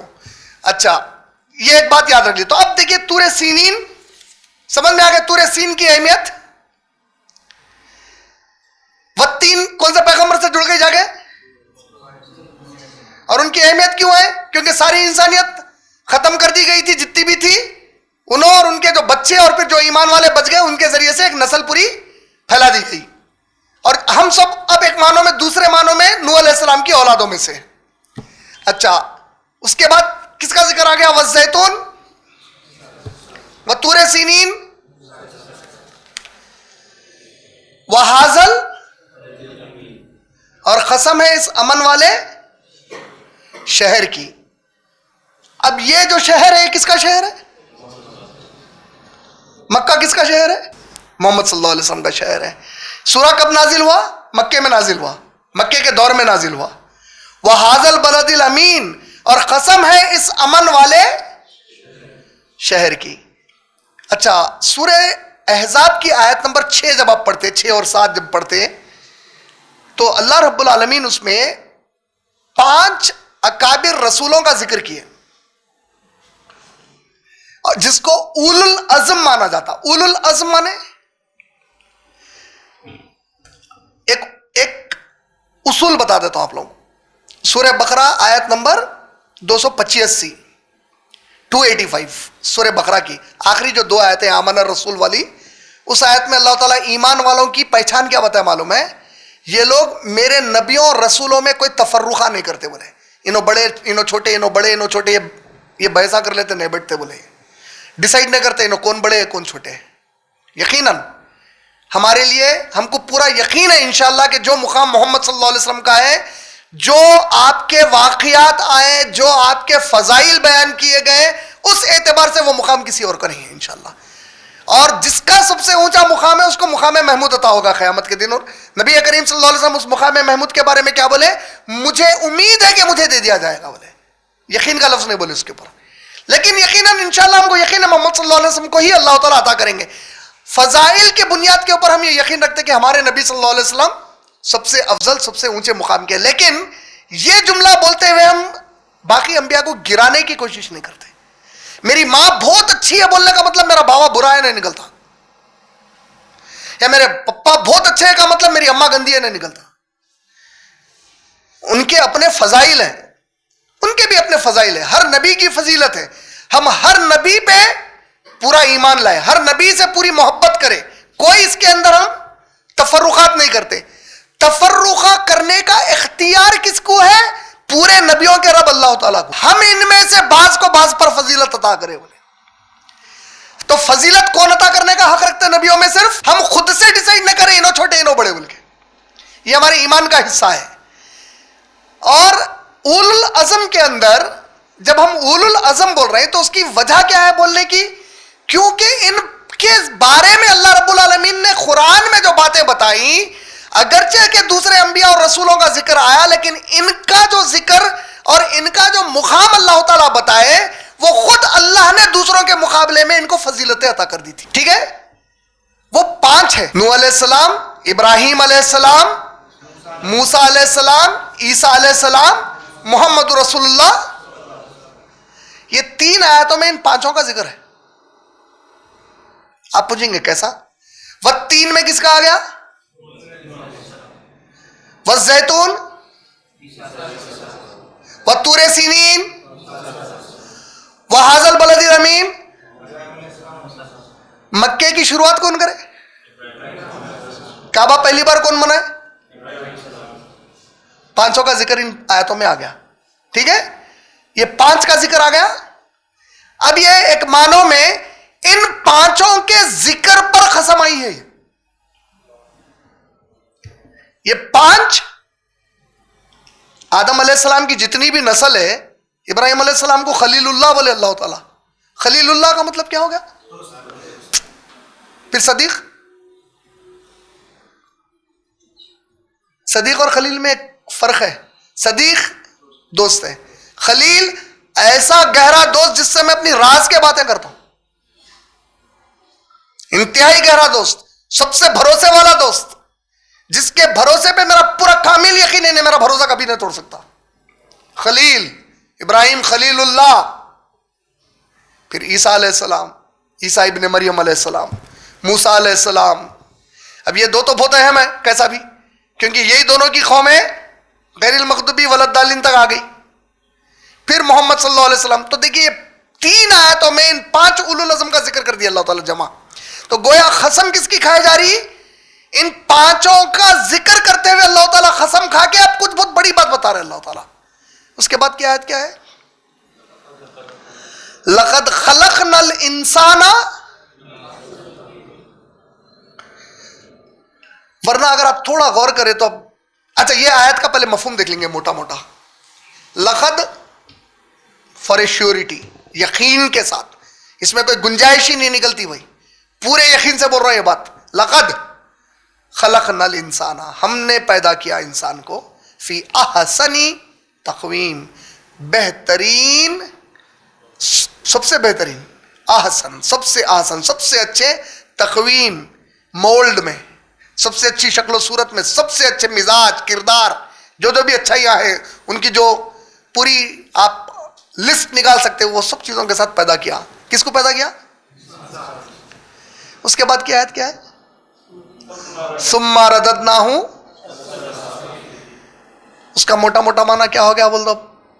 ثم اور پھر, یا کچھ دیر کے بعد, ساتھ ہی ساتھ, اور اس کے بعد رددناہ, اس کو رد کر دیتے ہیں, اسفل سافلین, انتہائی نچلے حصے میں, انتہائی کمزور کر دیتے ہیں اس کو. یہ موٹا موٹا سمجھ رہے نا, موٹا موٹا معنی انسان کو ہم نے بہت اچھا پیدا کیا, سب سے اچھا پیدا کیا, پھر ہم اس کو پھیر دیتے ہیں بہت کمزوری کی طرف. یہی ہم سب پڑھتے آئے ابھی تک اور حق ہے. یہاں پر اب اللہ رب العالمین کی حکمت دیکھو آپ بھائی. میووں کے ذکر کے بعد اچانک انسان میں کو آ گیا یہاں پہ, تو وہاں میووں کے ذکر کے ساتھ ان علاقوں کا ذکر تھا جہاں 5 عظیم رسول اللہ کے. یہ وہ انسان ہے جو سب سے بہترین ہے, اور جو ان کے کردار پہ نہیں ہے اس کو ہم رد کر دیں گے, انتہائی گھٹیا بنا کے چھوڑ دیں گے اس کو. وہ ہے جو گھٹیا ہے اگر ان کے کردار پہ نہیں اترا ہونے تو. سمجھ میں آ رہی بات؟ کون ہے وہ؟ ابراہیم ہے, نوح ہے, میرے 950 سال کی محنت. ہم یہاں 9.5 گھنٹے نہیں کر رہے ہیں محنت زندگی میں اللہ کے لیے. 950 سال ایک ہی کام پہ لگے ہوئے. لا الہ الا اللہ, لا الہ الا اللہ, لا الہ الا اللہ. پڑھو. مان لو میری بات. دیکھو آخرت تباہ ہو جاتی نہ تو دیکھو تم برباد کر دیے جاتے. ستا رہے ہیں, ان کا مذاق اڑا رہے ہیں. کس حد تک؟ آپ ایک چیز ٹھنڈے دل سے غور کر کے بولیے. ابو بکر صدیق رضی اللہ تعالیٰ عنہ کا جب ذکر آتا ہمارے سامنے, ہمارے دلوں میں ان کے لیے جو محبت اور عزت ہے, انہوں بہت ہی کمزور تھے, بے صبرے تھے بلکہ آتا, یا بہت صبر والے تھے بلکہ آتا؟ اللہ کی قسم ہے ابو بکر صدیق کا صبر رائی کے دانے کے برابر نہیں ہے نوح علیہ السلام کے سامنے, کیونکہ کوئی کمپیریزن ہی نہیں ہو سکتا, وہ رسول ہے. جس طرح صحابہ کے بعد کا کوئی شخص صحابی کی جوتی کی دھول کو نہیں پہنچ سکتا, اکابر سے اکابر صحابی کسی نبی اور رسول کے ساتھ کوئی مقابلے میں نہیں اتر سکتا. نوح علیہ السلام کا معمولی صبر نہیں تھا, 950 سال کا صبر ہے ان کا اس دعوت پہ لا الہ الا اللہ کی. ستائے جا رہے ہیں, تنگ کیے جا رہے ہیں, مذاق اڑایا جا رہا ان کا, لگے ہوئے ہیں دعوت پہ, اللہ کا حکم ہے. تو اس کردار میں کیا بتایا گیا؟ صبر سکھایا گیا, اس حد درجے کا صبر. اور اس کے بعد پھر جب انہوں آخری حد کے بعد تنگ آ کے بولے اللہ بہت ستا رہے ہیں, آپ ان کا حساب کر لیجئے, تو پھر جب اللہ تعالیٰ ان سے بدلا لیے جو ان کے دشمن تھے یا اللہ کے نافرمان تھے. ابراہیم علیہ السلام واحد رسول جس کی گواہی قرآن میں, ایک ہی رسول ہے جس کی گواہی اللہ دے کے بولے وما کانا من المشرکین, وہ ہرگز مشرکوں میں سے نہیں تھے. کتنی بڑی گواہی ہے بھائی, کون دے رہے ہیں گواہی؟ اللہ خود دے کے بول رہے ہیں میرے ابراہیم ہرگز مشرکوں میں سے, کوئی نبی نہیں تھے مشرکوں میں سے, کوئی رسول نہیں تھے مشرکوں میں سے. لیکن توحید کی انتہا یہ ہے کہ اللہ گواہی دے کے بول رہے ہیں کہ کبھی شرک نہیں کرے میرے ابراہیم علیہ السلام. خلیل اللہ آگ میں پھینک رہے تو سکون میں حسبنا اللہ و نعم الوکیل بول کے. اب مہینہ ہی ابراہیم علیہ السلام کی یاد کا چل رہا, کچھ دنوں میں انہی کا واقعہ آنے والا ہے. کیسی اطاعت کا جذبہ, اطاعت. نوح علیہ السلام کے پاس صبر سکھایا گیا, ابراہیم علیہ السلام اطاعت. کیسی اطاعت ہے بھائی, اللہ اکبر. بیٹے کو, کون سے بیٹے کو؟ نہیں, اس سے مراد یقیناً اسماعیل علیہ السلام ہے, اگرچہ کہ بائبل اسحاق علیہ السلام پہ موڑ دیتی ہے, اس کو وہ غلط ہے ان کا موڑنا. ہم تو یقیناً اسماعیل علیہ السلام اس کو ہم بائبل سے بھی پروف کر سکتے ہیں. وہ میرے سوال کا اصل معنی یہ تھا کہ ایسے بیٹے کو جو ساری جوانی میں نیوا دعائیں مانگنے کے باوجود ضعیفی بھی شروع ہو گئے, ضعیفی ختم ہونے کو موت کے قریب آ گئے جب بچہ ہوا. آپ کو 3 سال ہو گئی شادی ہو کے, 5 سال ہو گئی شادی ہو کے, اس کے بعد بچہ ہوا, گڑ گڑا کے بل بلا کے آخری میں جا کے خبروں کے اوپر بھی منتیں مانگ لیتے, جو بولے کر لیتے اگر بچہ کہیں سے ہونے والا ہے تو. یعنی میں پوائنٹ کیا بتانا چاہ رہا ہوں, انسان کی کتنی بڑی کمزوری ہے بھائی. جس کو اولاد نہیں ہے اس کے دل سے پوچھو اولاد کیا نعمت ہے. سمجھ رہے نا آپ؟ سورہ آل عمران کی آیت نمبر جب آپ 14 پڑھتے تو اللہ تعالیٰ بولے دنیا کی بس چیزوں کی محبت انسان کے دل میں ڈال دیا. کس طرح ڈالو؟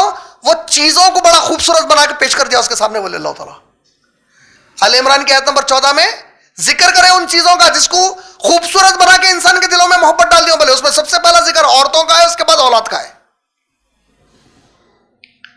مرد آدمی کے لیے پوری جوانی چلے گئی ان کی, دعائیں مانگ رہے ہیں, بچے نہیں ہو رہے. حاجر علیہ السلام سے نکاح کی سب سے بنیادی وجہ جس پہ سارا علیہ السلام راضی ہوئے کہ ابراہیم کر لیجئے, ہو سکتا کہ آپ کی نسل وہاں سے آگے بڑھے. اب ہو گیا بچہ, اب بچہ ہو گیا, اب حکم آ رہا. کیا حکم آ رہا سوچو آپ. ابراہیم علیہ السلام یہ علاقے میں مصر کے, حکم آ رہا جائیے بچے کو اور حاجر علیہ السلام کو مکہ میں چھوڑ دے کے آؤ. بلکہ اب انہوں جا رہے ہیں پورا بچے کو لے کے, بیوی کو لے کے سفر کر لیتے ہیں. میاں بیوی بچہ نکل گیا سفر کے اوپر. اللہ کو پلٹا کے یہ نہیں پوچھ رہے اللہ کہیں کو چھوڑ کے آؤ بول رہے ہیں. ہم کیا وجہ کیا, اتنی دور کیوں چھوڑ کے آؤں میں؟ چھوڑ دو. بولے اللہ تعالیٰ اچھی بات ہے, چھوڑ دیے. بکہ کی وادی ہے مکے کا نام اصل. سورہ آل عمران کی آیت نمبر 6 اور 9 میں شہر مکہ کو پہلے بکہ بولتے تھے, بکہ کا نام آیا اس کا. کیسی وادی ہے بکہ کی؟ اگر وادی سمجھنا ہے اس کی اس شکل میں جو حاضر علیہ السلام کے زمانے میں تھی, تو آپ لوگوں کو اللہ تعالی ہم سب کو حج اور عمرے نصیب کرے زندگی میں بے شمار. جو کر لیے اللہ ان کو پھر نصیب کرے, جو نہیں کرے اللہ تعالیٰ ان کو جلد سے جلد نصیب کرے.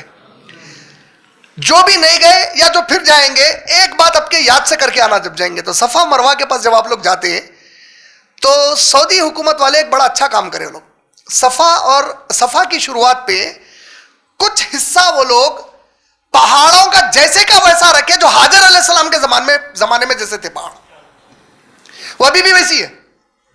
اتنے گھٹ پہاڑ ہیں, وہ اتنے گھٹ پہاڑ ہیں, آپ اچھے سے اچھا مہنگا جوتا بھی پہن لیں کہ اس پہ زیادہ چلے تو امکانات پورے ہیں کہ آپ کے جوتے کی سول نکل جاتی ہے آج کی. کوئی چیز جاندار وہاں پہ موجود نہیں ہے جو اس وجہ سے مانی جائے کہ وہاں رہ گئے تو چلو بھئی یہ جانداروں کے بیچ میں رہ جائیں گے. اب وہاں چھوڑ کر ابراہیم علیہ السلام کو حکم ہے کہ پلٹ جاؤ, اور چھوڑ کے پلٹ جا رہے ہیں اپنی بیوی اور بچے کو وہاں سے. اور پھر بیوی کیسی دیے تھے وہی ابراہیم علیہ السلام کو. بیوی پلٹ کے پوچھ رہے ہیں ابراہیم کیا ہوا, جواب ہی نہیں دے رہے. تیسری بار پوچھے حاجر علیہ السلام. حاجر علیہ السلام کو اللہ کے نبی صلی اللہ علیہ وسلم خاص طور پہ مخاطب کر کے میری ماں بولتے تھے ان کو, اور حقیقت میں ماں ہے محمد صلی اللہ علیہ وسلم کے لیے. تو تیسری بار سوال کرے, اے ابراہیم اتنا تو بول دو خالی, یہ اللہ کے حکم سے کر رہے ہیں کیا مجھے. ابراہیم علیہ السلام جب جواب میں بولتے کہ ہاں اللہ کے حکم سے کر رہا ہوں, تو اس کے بعد انہوں پلٹ گئے, انہوں بھی پلٹ گئے ابراہیم علیہ السلام کی طرف سے. ایک بار شوہر کو سوال نہیں ہو رہا, یا چھوڑ دے کے تو جا رہے ہیں, کھائیں گے کیا, اللہ ہمارے کو خالی چھوڑ دو, بولے کچھ ہمارے کھانے پینے کا بندوبست کرو, نہیں بولے کچھ تو ہوگا نا, کہ بنڈے کھائیں گے اب ہم لگا. اور بچہ کون ہے معلوم, وہ عمر کا بچہ ہے جو ابھی چھاتی سے دودھ پی رہا. پلٹ گئے ابراہیم علیہ السلام. ہے کسی باپ کا کلیجہ. 3 سال کے بعد 5 سال کے بعد بچہ ہو گیا تو آپے سے باہر ہو جاتا, میری مراد پوری ہو گئی, بلکہ میری نسل آگے بڑھی, بلکہ آ گیا میرے کو ایک بچہ. بلکہ اور جس کو بچے نہیں ہوتے ان کو تہمتوں سے بھی گزرنا پڑتا زمانے کے, کیا بات ہے بچے کیوں نہیں ہو رہے. اب یہ ابراہیم علیہ السلام پلٹ کے نکل جا رہے ہیں. اب حکم ہو رہا, بچہ نوجوان ہو گیا, بچہ بڑی عمر کو پہنچ کے مر گیا تو باوا کو اتنا غم نہیں ہوتا. باوا 80 سال کا ہے, بچہ 60 سال کا تھا مر گیا بولے تو چلتا. نوجوان بچہ ہے 20 سال 21 سال.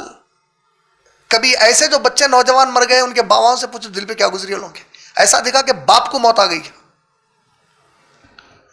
اب حکم ہو رہا, جائیے ابراہیم علیہ السلام لٹائیے. کس کو لٹائیے, وہی بیٹے کو جو جگر کا ٹکڑا جان ہے آپ کی, کاٹیے اب ہمارے واسطے. اطاعت کا کیا عالم ہے, جب جمرات پہ کنکری مار رہے ہیں, جا کے کئی کے لیے مار رہے ہیں, کیا کر رہا تھا شیطان ہوا. جمرات معلوم نا, 3 کنکریاں مارتے حج کے وقت, 3 جگہ آ کے بھٹکایا. کیا بول کے بھٹکایا معلوم ہے نہیں معلوم ہے. یہ بول کے بھٹکایا, اے ابراہیم آپ جو بول رہے ہیں آپ کی بات صحیح ہے, آپ کو حکم آیا ہے, آپ انسان ہیں, ایک چھوٹی موٹی آپ سے سننے میں غلطی ہو سکتی نا, ذرا ایک بار پوچھ لو اللہ سے یہ حکم ہے کیا بیٹے کو کاٹنے کا. آپ جھوٹ بول رہے ہیں, غلط بول رہے ہیں, اللہ غلط ہے, اللہ ایسا بول ہی نہیں سکتے, وہ کچھ بھی نہیں. ایک بار خالی دوبارہ پوچھ لو آپ. اس پہ بولے مردود میرے ایمان کو کمزور کرنے کی کوشش کر رہا, لا حول ولا قوت اعوذ باللہ پڑھ کے کنکری مارے اس کو وہاں پہ. ایمان کی کیسی کیفیت ہے, پلٹ کے دوبارہ ایک بار فتوا لینے کی کوشش نہیں کرے. اپن فتوے لے کے پورے کام بجا دیتے اپنے. رب سے ایک بار پلٹ کے نہیں پوچھ رہے کہ اللہ واقعی میں صحیح سنا کہ اللہ میں تو کرنا چاہ رہا ہوں, پھر بھی سن لیا, اطاعت کے لیے چلے گئے. اس اطاعت والے رسول کا ذکر آ گیا اس میں. موسیٰ علیہ السلام ایسے رسول جو حجت بنائے جائیں گے ان پورے محمد اور رفیعوں کے سامنے, جس کو بہترین آواز دی گئی تو اللہ کے ساتھ کفریہ جملوں کے گانے گائے, اور جس رسول کی زبان لڑکھڑاتی تھی, جس کو ہکلے تھے, جس کو بات کرنے نہیں آتا تھا, وقت کے سب سے خطرناک دشمن کے سامنے جا کے اللہ کی توحید کو پیش کر رہے ہیں. بھائی آپ میں سے کتنے ہیں جو دعوت کا کام یہ بول کے نہیں کرتے کہ بھائی ہمارے کو نہیں آتا, بھائی کیسا بولنا نہیں معلوم. ٹھہرے جائیں گے موسیٰ علیہ السلام, یہ مجبوری تھی کیا تیرے پاس بات چیت کرنے کی, بول کے تیرے کو تو زبان دیا, گفتگو دیا, اچھی بات کرتا تھا, گانے بھی گاتا تھا, ہنسی مذاق کے اندر گانے گاتا تھا, گالی گلوچ کرتا تھا, اونچی آواز میں باتیں کرتا تھا, اماں باؤ کو جھڑکیاں دیتا تھا. کیا رو میرے خسمہ کھا کھا کے لوگوں کو جھوٹ بول کے اوقاف کے جائزہ کھاتا تھا. کرا میری دعوت دیا, کہیں دعوت دیا نہیں دیا اللہ کی توحید کی. دیکھ میرے رسول کو, دیکھ موسیٰ علیہ السلام کو. پھر موسیٰ علیہ السلام اپنی سیرت میں کیا تربیت کر رہے ہیں. اللہ کے لیے کوئی کام آ جائے تو جس میں ان سے بہتر کوئی ہے اس کے لیے دعا کر رہے ہیں, اس کو میرا ساتھی بنا دو اللہ تعالیٰ, میرے بھائی ہارون کو دے دو, میرے کو بات کرنے نہیں آتا, ذرا ساتھ رہنے دو اس کو. انا پہ نہیں ہے, میں رسول ہوں, اس کی کیا ضرورت ہے میرے کو. اس میں وہ صلاحیت ہے, ساتھ لے لیے, دعا کر کے اللہ اللہ اس کو دیجئے میرے ساتھ, بولے میری مدد کرنے کے لیے. اور طور سینین میں یہ رسول کا ذکر آیا ہے, میرے موسیٰ کے جیسا جس کو بات کرنے نہیں آتا تھا. پھر خاص بات دیکھو, آپ آلریڈی ایک جگہ سے ڈر کے بھاگے ہوئے, کہاں نے میرے کو مار دیتا کی بول کے, اس کے لوگا مار دیتے کی بول کے. اب پلٹ کے آ رہے ہیں تو حکم کیا دیا جا رہا, اس کے لوگوں کو نہیں, جس کے لوگ ہیں اس کو جا کے دعوت دو بول رہے ہیں. لوگ خود اتنے ظالم ہیں کہ ان کے ظلم سے ڈر کے بھاگ گئے تھے موسیٰ علیہ السلام, اور حکم دیا جا رہا کہ نہیں ہوئی لوگوں کو نہیں, لوگ ظالم ہے.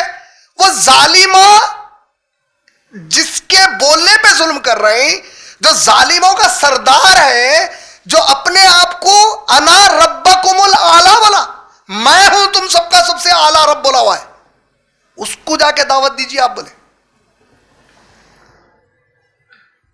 اور گئے موسیٰ علیہ السلام دعوت دینے کو.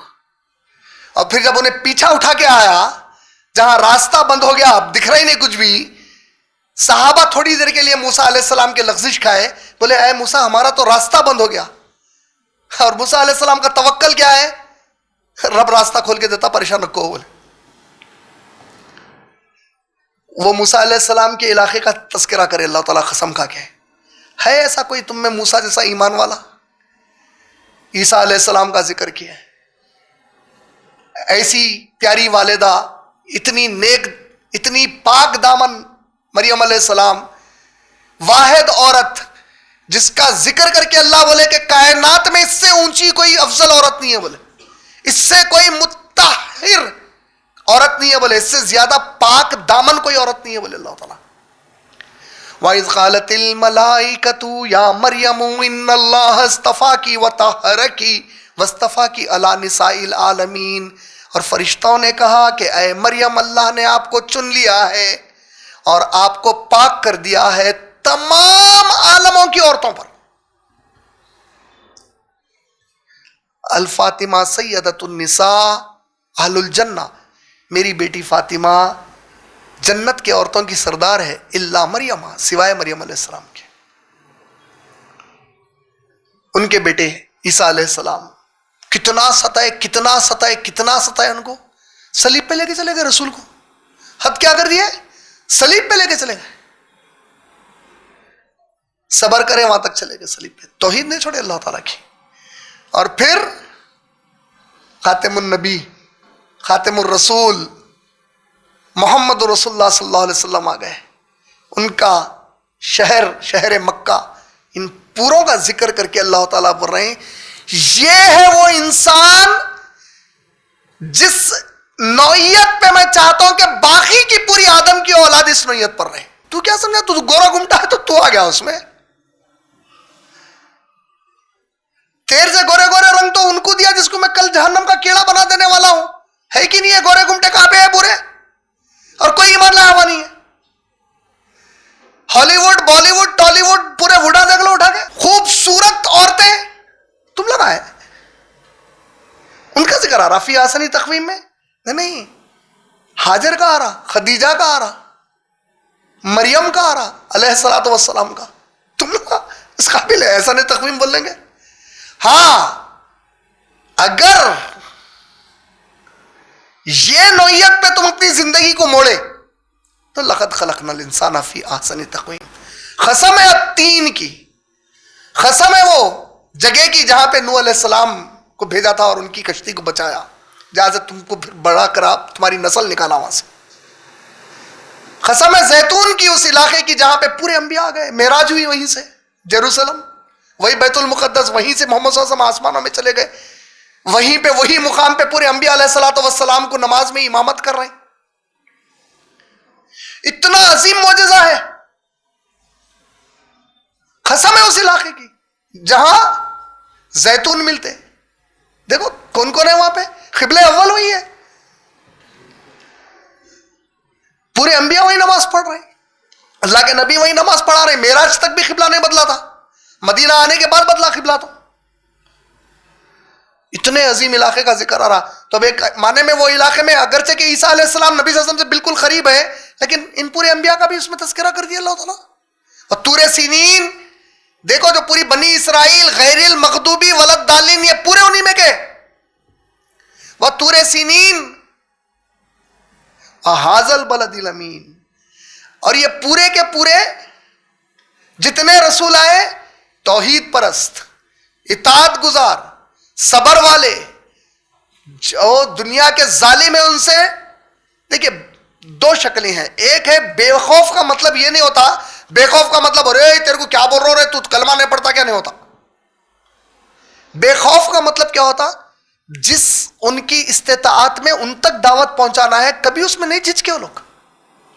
اور استطاعت ان کو لگتا کہ ہم وہ استطاعت والے نہیں ہیں تو محنت کرے کہ وہ استطاعت کیسی لائیں جس میں جا کے اس سے بات کر سکے ہم اللہ کی توحید کی.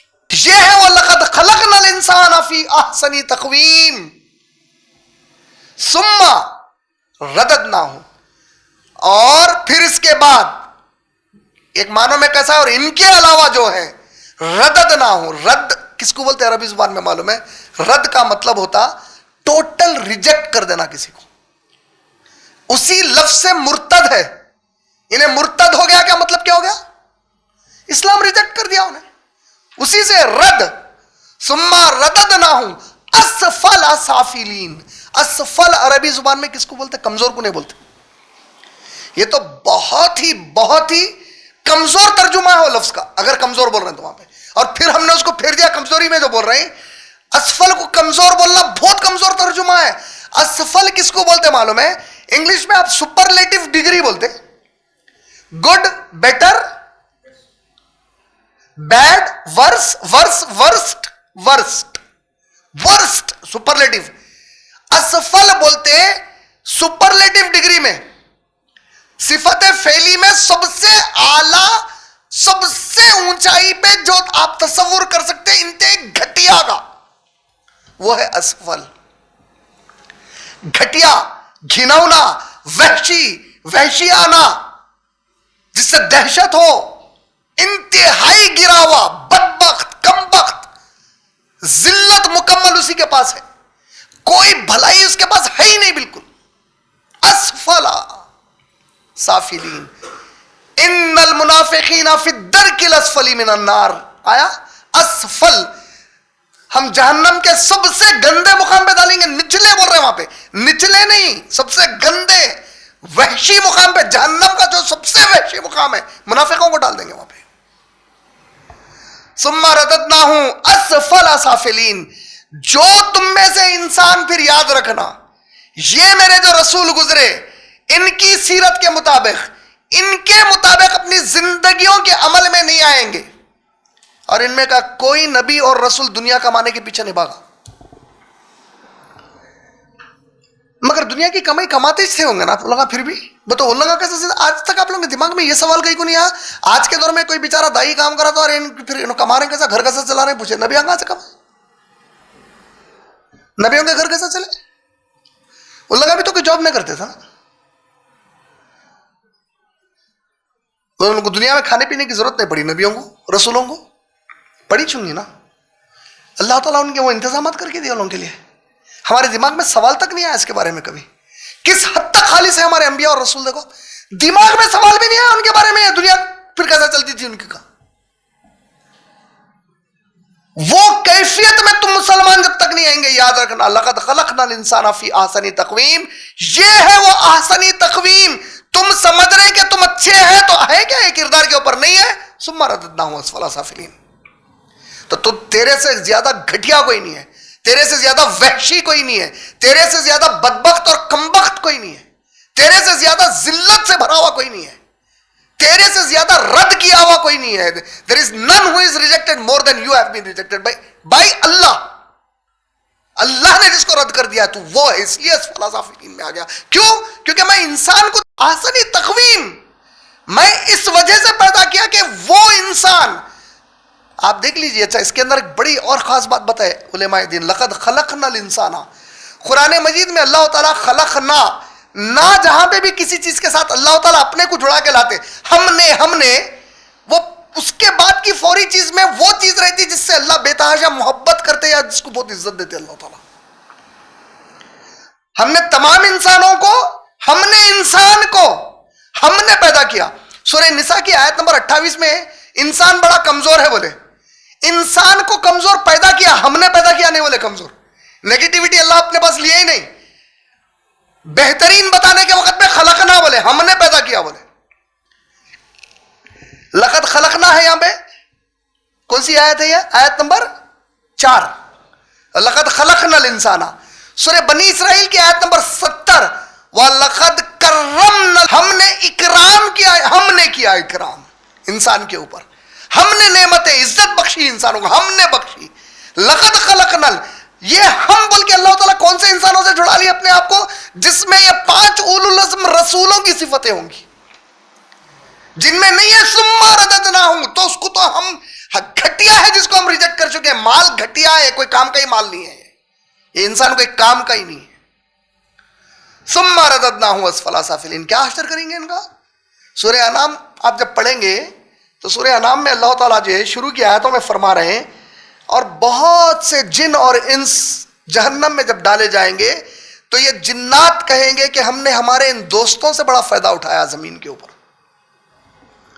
और इंसान भी कहेंगे कि हम इनके गुमराही में आके इनसे बहुत फायदा उठाया अल्लाह ताला। और दोनों के लिए बड़ा जहन्नम है, दोनों भी नाफरमान थे। दोनों में भी वो जो अंबिया और रसूलों की सिफत और जो दावत थी उनकी, ना दावत जो मान लिया वो अंबिया को, उन्हें वो काम नहीं करा जो अंबिया का काम था, जो नहीं माना अंबिया को तो उन्होंने गया। तो गए कितने? 3 किस्म के लोगों में से 2 गए काम से जहन्नम में। एक वो जो नहीं माना उन्हें गया, एक वो जो माना वो काम नहीं करा उन्हें भी गया। लक़द ख़लक़नल इंसाना फी अहसनी तक़वीम सुम्मा रददनाहु अस्फ़ला साफ़िलीन। मेरा जुमला क्या था? अभी 2 किस्म के इंसान जहन्नम में गए। कौन गए? जो नहीं माने, और जो माने मगर वो काम नहीं करे या वो किरदार नहीं अपनाए जो उनके, उन्होंने भी गए। इसकी दलील उसके बाद की आयत है, इल्लल्लज़ीना व आमिलुस, 2 शर्तें लगाए अल्लाह ताला। ईमान लाना, तो ईमान तो ला लिए ना, अब बच गया क्या अपने पास? तो ये अमलुस सालिहात का मतलब क्या है? वो आमाल जो 5 उलुल अज़्म करते थे, वो आमाल में क्या था? 5 उलुल अज़्म के एक वो आमाल थे जिसमें उनके किरदार में वो लोग पुख्तगी लेके आते थे। नमाजें पढ़े, रोजे रखे, अपनी नफ्स की ख्वाहिशात से बचे हुए रहे, और सबसे बड़ी चीज जिस मनसब पे उनको बिठाया गया था कि तुम्हारा काम है अपने दौर के जालिमों को, हाकिमों को, गुमराहों को, बाकी के इंसानों को ला इलाहा इल्लल्लाह की दावत देना, उस पे लग गए थे। ये 2 अगर तुम काम नहीं करे, इल्ला कह के बाद आया रददनाहु अस्फ़ला साफ़िलीन, जिसको अल्लाह ने रद्द किया और जो इंतहाई गिरा दिए गए, सिवाय उनके कौन नहीं गिराए गए? आमनु व अमिलुस सालिहात फलहुम, बस ऐसों के लिए, जो ऐसे इंसान होंगे जो ईमान लाए और अमल करे उलुल अज़्म की तरह, फलहुम अजरुन, ऐसा अजर है, गैरु ममनून। ममनून ये जो लफ्ज आया, ये ममनून लफ्ज अरब जो है ना, एक मीम नून नून इसका रूट है मनिन। मनिन लोग कई के लिए यूज करते थे मालूम है? अरबस्तान में जब रेगिस्तान, वो रेती का जब तूफान उड़ता آپ ادھر کی کوئی چیز کو دیکھ سکتے, کٹ آف ہو گئی, وہ ٹوٹل کٹ آف ہو گئی آپ سے. تو یا کیا بول رہے اللہ تعالیٰ, اجر غیر ممنون, ایسا اجر جو کبھی کٹ آف نہیں ہوگا تمہارے سے. ایسی ایسی تم کو نعمتیں بخشوں گا. یہ دنیا کی جو بھی نعمت ہے نا, ہر نعمت آپ کو پیدائش سے ملنا شروع ہوگی. سمجھو آپ golden plate with a golden spoon پیدا ہوئے اور آپ کو کوئی تکلیف نہیں آئی, تب بھی آپ کو موت اس سے چھڑا لیتی. چھڑاتی کہ نہیں چھڑاتی؟ تو وہ ٹیمپرری ہے, پرماننٹ ہے. تو غیر ممنون نہیں ہے یہاں کا کوئی نعمت آپ کو. فلہم, اب کس کی بات کر رہے ہیں اللہ تعالیٰ؟ وہ کردار والے جو انسان ہوں گے فی احسنی تقویم والے, ان کے لیے میرا وعدہ ہے. کیا وعدہ ہے ان کے لیے؟ ایسی نعمت دوں گا جو اب کبھی ان کے پاس سے نہیں رکائی جائے گی ان کے لیے. فلہم اجر غیر ممنون. اب اس کے بعد کیا آیا؟ فما یکذبک بعد بالدین. فما ایک انداز کلام اللہ تعالیٰ کا یہ ہے کہ نہیں بھائی میں اتنا سب بولا نا, پھر آخر کیا تو بھی ہے بھائی, کئی کو نہیں سمجھ رہے بھائی, تم بولتے نا نہیں بھائی آخر وہ کیا چیز ہے جو تمہارے کو نہیں سمجھ میں دے رہی, بولو بھائی کھل کے بولو, کیا اتنا کھل کے بتا دیا نا. ایسا بولتے نا ہم آپس میں بات چیت کرے گا. فما یکذبک بعد بالدین, پھر وہ کون سی چیز ہے جس کی وجہ سے تم میرے دین کو جھٹلا رہے, بول رہے اللہ تعالیٰ. اب اس سے بڑھ کے کھل کے کیا بتاؤں تم کو, اس سے بڑھ کے کھل کے کس کی مثال دوں؟ ان سے بہتر کوئی مثال ہے تمہارے دماغ میں؟ نوح سے بہتر, ابراہیم سے بہتر, موسیٰ سے بہتر, عیسیٰ سے بہتر, محمد رسول اللہ صلی اللہ علیہ وسلم سے بہتر کوئی مثال ہے کیا کوئی انسان کی تمہارے پاس؟ اس سے بڑھ کے کھل کے کیا بتاؤں تمہارے سامنے. اور اس میں ایک خاص بات کیا ہے اس آیت میں معلوم ہے؟ فما, کسی بھی عرب سے پوچھو تکذیب کس کو بولتے ہیں؟ تکذیب بولتے ایسی بات کا انکار کرنا جس کے بارے میں آپ کو پتا ہے کہ یہ صحیح ہے. اگر آپ بات کو بھی صحیح نہیں مانے تو کفر ہو جاتا, وہ تکفیر ہو جاتی. تکفیر, وہ بات کو صحیح نہیں مانے آپ اسی لیے انکار کر دیے. تکذیب, بات صحیح ہے بولے لیکن انکار کرے اپنے عمل میں, زندگی کے. تو کس کے بارے میں سوال ہو رہا ہے؟ کس سے سوال ہو رہا؟ امت محمد صلی اللہ علیہ وسلم سے سوال ہو رہا. یہ سب بتانے کے بعد فما یکذبک بعد بالدین, اب وہ کون سی چیز ہے جو میرے دین سے تم تکذیب کر رہے ہیں, اس کے باوجود تمہاری زندگیوں میں سدھار نہیں آ رہا نبیوں کی. فما یکذبک بعد بالدین, پھر وہ کون سی چیز ہے؟ اچھا یہاں پہ لفظ کیا آیا؟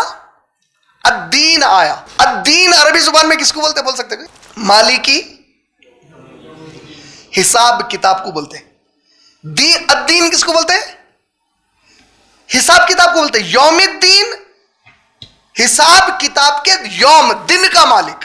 الدین خالی کس کو بولتے ہیں؟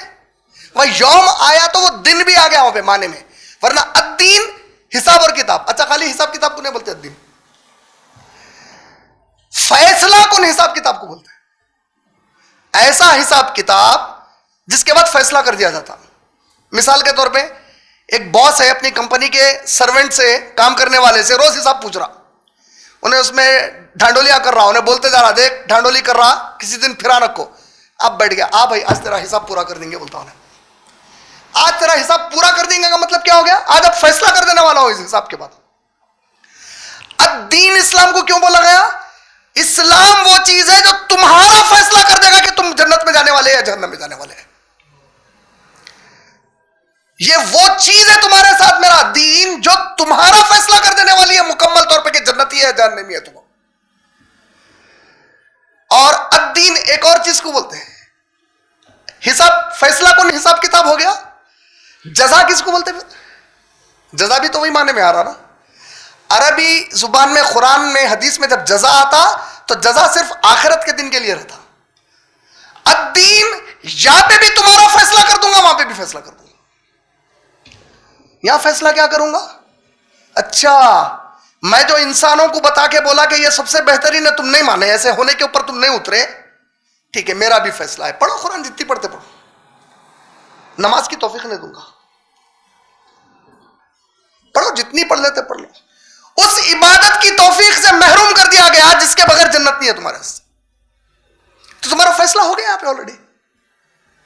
تم روز پڑھ رہے ہیں, قرآن پڑھ رہے ہیں, دور ختم کر رہے ہیں, رمضان میں پڑھ رہے ہیں, تفسیرات سن رہے ہیں, بیانات سن رہے ہیں, واعظات سن رہے ہیں, उर्सा पूरे हो रहे हैं, मन्नता पूरे हो रहे हैं, उफ, हिजाब हर चीज हो रही, मगर वो इबादत ही नहीं करने दे रहे। अल्लाह ताला तुम्हारे को तौफीक देके जिसकी बुनियाद पे तुम्हारी जन्नत और जहन्नम का फैसला है ईमान के बाद। दूसरा, सब कर ले रहा, मेरी दावत नहीं दूंगा दीन की, तेरे से तो काम नहीं लूंगा मेरी दावत का, तो काबिल ही नहीं है कि मेरे दीन की दावत दूसरों को बताए। फैसला हो गया, ऑलरेडी फैसला हो गया।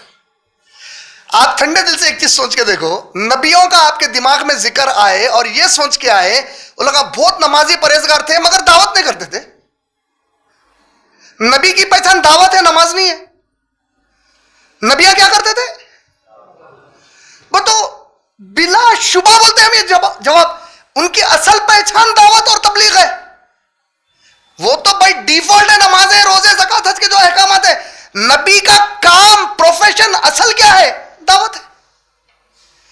तो फिर मैं कैसा मुसलमान हूं, पूरे नबियों का किस्सा कुरान में बयान हो रहा, मैं दावत असल चीज कुछ क्यों है? फमा युकज़्ज़िबुका बादु फमा युकज़्ज़िबुका, ये जो मेरा फैसला कुन फैसला है वो यही है कि इस दुनिया में भी मैं तेरा हिसाब पूरा कर दिया कि तेरे साथ वो मामला करूंगा जिसकी वजह से आखिरत बर्बाद होने वाली है तेरी। और कई कई शक्लों में होता हो, किसी को खूब नेमतों से नवाज दिए तो उन्हें समझ रहा कि अरे मैं बहुत अच्छा हूं इसलिए नवाजे गया। किसी को खूब परेशानी में डाल दिए, उन्हें जाके खुदकशी कर लिया, नाउमीद हो गया अल्लाह ताला से। ये पूरे जो इम्तिहानात में डाला, क्यों डाला? सुम्मा रददनाहु, तेरे को मैं रद्द कर चुका हूं, तो असफला साफिलीन में से है। क्यों? क्योंकि तू वो नबियों की सीरत पे नहीं उतरा। फमा युकज़्ज़िबुका, और उस बारे में अल्लाह ताला अब आखिरी ये जो आयत है, बड़ी कमाल उरूज अरबी कलाम का अंदाज है, बोलते जो अरब लोग हैं इसको, जो रेटोरिक क्वेश्चन है अल्लाह ताला का, क्या अल्लाह से बेहतर तुम्हारे लिए कोई और हुक्म देने वाला है? नहीं है तो फिर मान रहा क्यों नहीं भाई? जब अल्लाह से बेहतर तेरे को हुक्म देने वाला नहीं है तो तेरे केसेस कोर्ट में कहीं कुछ चल रहे हैं, जायदाद के, निकाह के, तलाक के। तकजीब, यही तो तकजीब है कि तुम मान के भी नहीं माना। तू माना ना माना, अगर सच्चा होता तो देख तेरे फैसले कहां लेके जा रहा तू अपने फैसले करा लेने के लिए चीजों को। तो किसके पास पहुंच रहा फैसले कराने को? क्या क्या कर रहा तू? दीन को ही मोड़ दिया पूरे मेरे। और हकम जो वर्ड है अरबी जुबान का, इसके बुनियादी तौर पे चार माने हैं हकम के। अहकम कहते हैं सबसे बड़ी हिकमत वाला, और सबसे बेहतरीन एक है हिकमत। हिकमत किसको बोलते हैं? अरबी जुबान में हिकमत, जिसको इंग्लिश में अपन विजडम बोलते हैं। विजडम में वाइज आदमी में और हाईली एजुकेटेड आदमी में बहुत बड़ा फर्क है। He is very qualified, he is very educated, but he is not wise. Qualified होगा, एजुकेटेड होगा, वाइज अलग चीज है। Application of the right knowledge at the right time is wisdom. सच्चे इल्म का सही मुनासिब तरीके से इस्तेमाल करना हिकमत है। अच्छा, एक जना क्या करता मालूम, इस्तेमाल ही नहीं करके बोलता ये हिकमत है। वो हिकमत नहीं है, वो मुनाफिकत है। मसलहत एक अलग माने का लफ्ज है, इस्तेमाल ही मगर कर रही नहीं उसको, और उसको लफ्ज क्या बोल दे रहा? मसलहत। मसलहत है, मुनाफिकत है। वो मसलहत तो असल हिकमत होती, हिकमत ही मसलहत है, वरना मुनाफिकत है।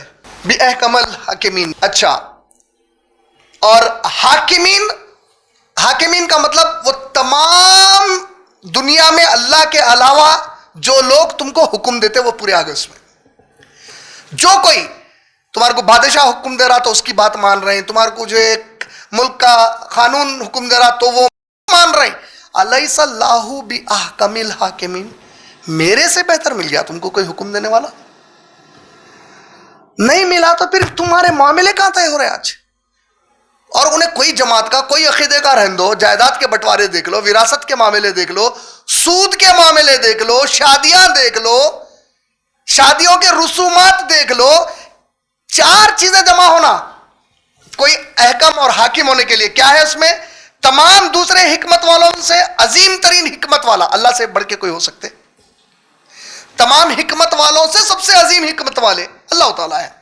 تمام حکمت والوں سے سب سے بہترین فیصلہ سنانے والا کوئی اللہ کے سوا ہو سکتے؟ تمام فیصلہ کرنے والوں میں سب سے عظیم فیصلہ کرنے والا. دیکھیے کوئی دوسرا فیصلہ کرنے والا کیا بول کے فیصلہ کر سکتا؟ خالی جو اس کو دکھ رہا، جتنا سمجھ میں آ رہا، جتنا مواد جمع ہے، ثبوت جس کو بول لیا اس پہ فیصلہ ہے. اللہ کو یہ اندر کیا چل رہا معلوم ہے. اس سے بہتر فیصلہ کون کر سکتے؟ اس سے عظیم فیصلہ کون کر سکتے؟ تمام حاکموں سے عظیم ترین حکم دینے والا. عظیم ترین حکم کا مطلب ایسا حکم کہ اس سے بہتر اور اس سے افضل اب کسی کا حکم ہو ہی نہیں سکتا اللہ کے حکم کے بعد. یہ چار چیزوں کو یہ آیت کے یاد رکھیے. سوال کیا ہے آپ سے؟ کیا اللہ سے بہتر؟ اچھا ہے دیکھیے اس میں خاص بات،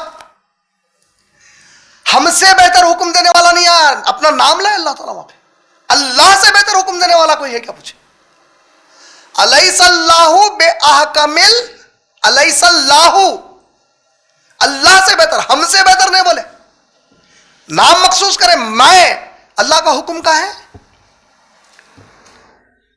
سورہ مائدہ آیت نمبر 44 کیا ہے وہ؟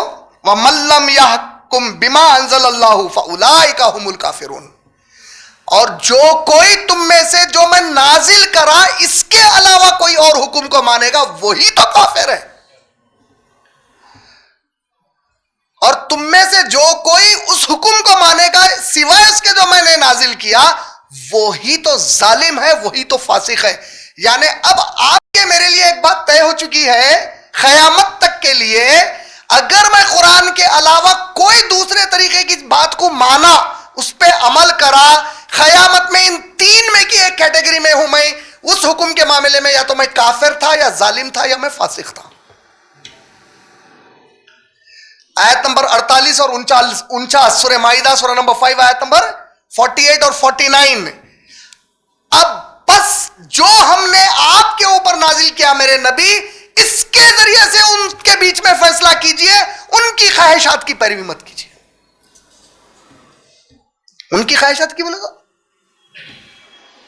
ان کی خواہشات مطلب نبی صلی اللہ علیہ وسلم کو جب یہ حکم ہو رہا تھا تو یہودی تھے، عیسائی تھے، کفار مکہ تھے، ان کے اپنے اپنے قانون تھے، ان کے رواج تھے، ان کے قبیلوں کے قانون تھے، ان کے علاقوں کے قانون تھے، رسم و رواج تھے ہر چیز کے.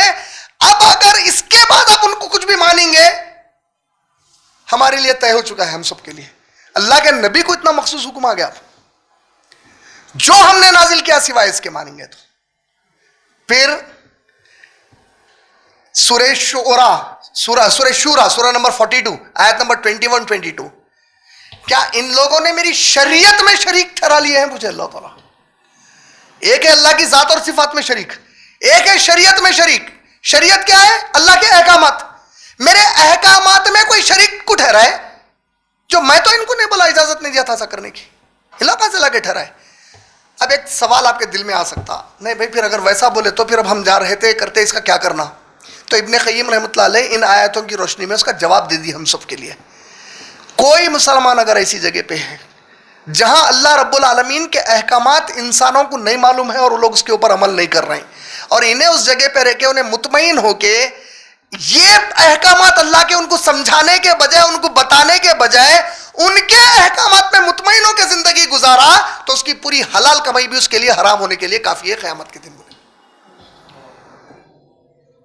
کیونکہ جتنے بھی نبیوں کو اللہ جب بھیجے تو نبی پہلے اکیلے تھے، بعد میں صحابہ بنے. ان کے مائنورٹی تھے نا نبی، ایک میں پوری قوم، ایک نبی ایک اس کا ایک نبی کیا کرے؟ جستجو شروع کرے اللہ کے احکام بتانے کی، تو مدد آنا شروع ہوئی اس کے بعد. اگر نبیاں بھی ویسی رہ جاتے تو ہو ہی نہیں سکتا یہ. اگر ویسی رہ جاتے اگر تو بڑا مسئلہ ہو جاتا. آپ میں ویسی رہ جائیں گے تو کیا ہوگا؟ ثم رددناہ اسفل سافلین. اللہ ہم سب کی سے حفاظت فرمائے. وآخر الدعوان الحمدللہ رب العالمین. السلام علیکم ورحمۃ اللہ وبرکاتہ.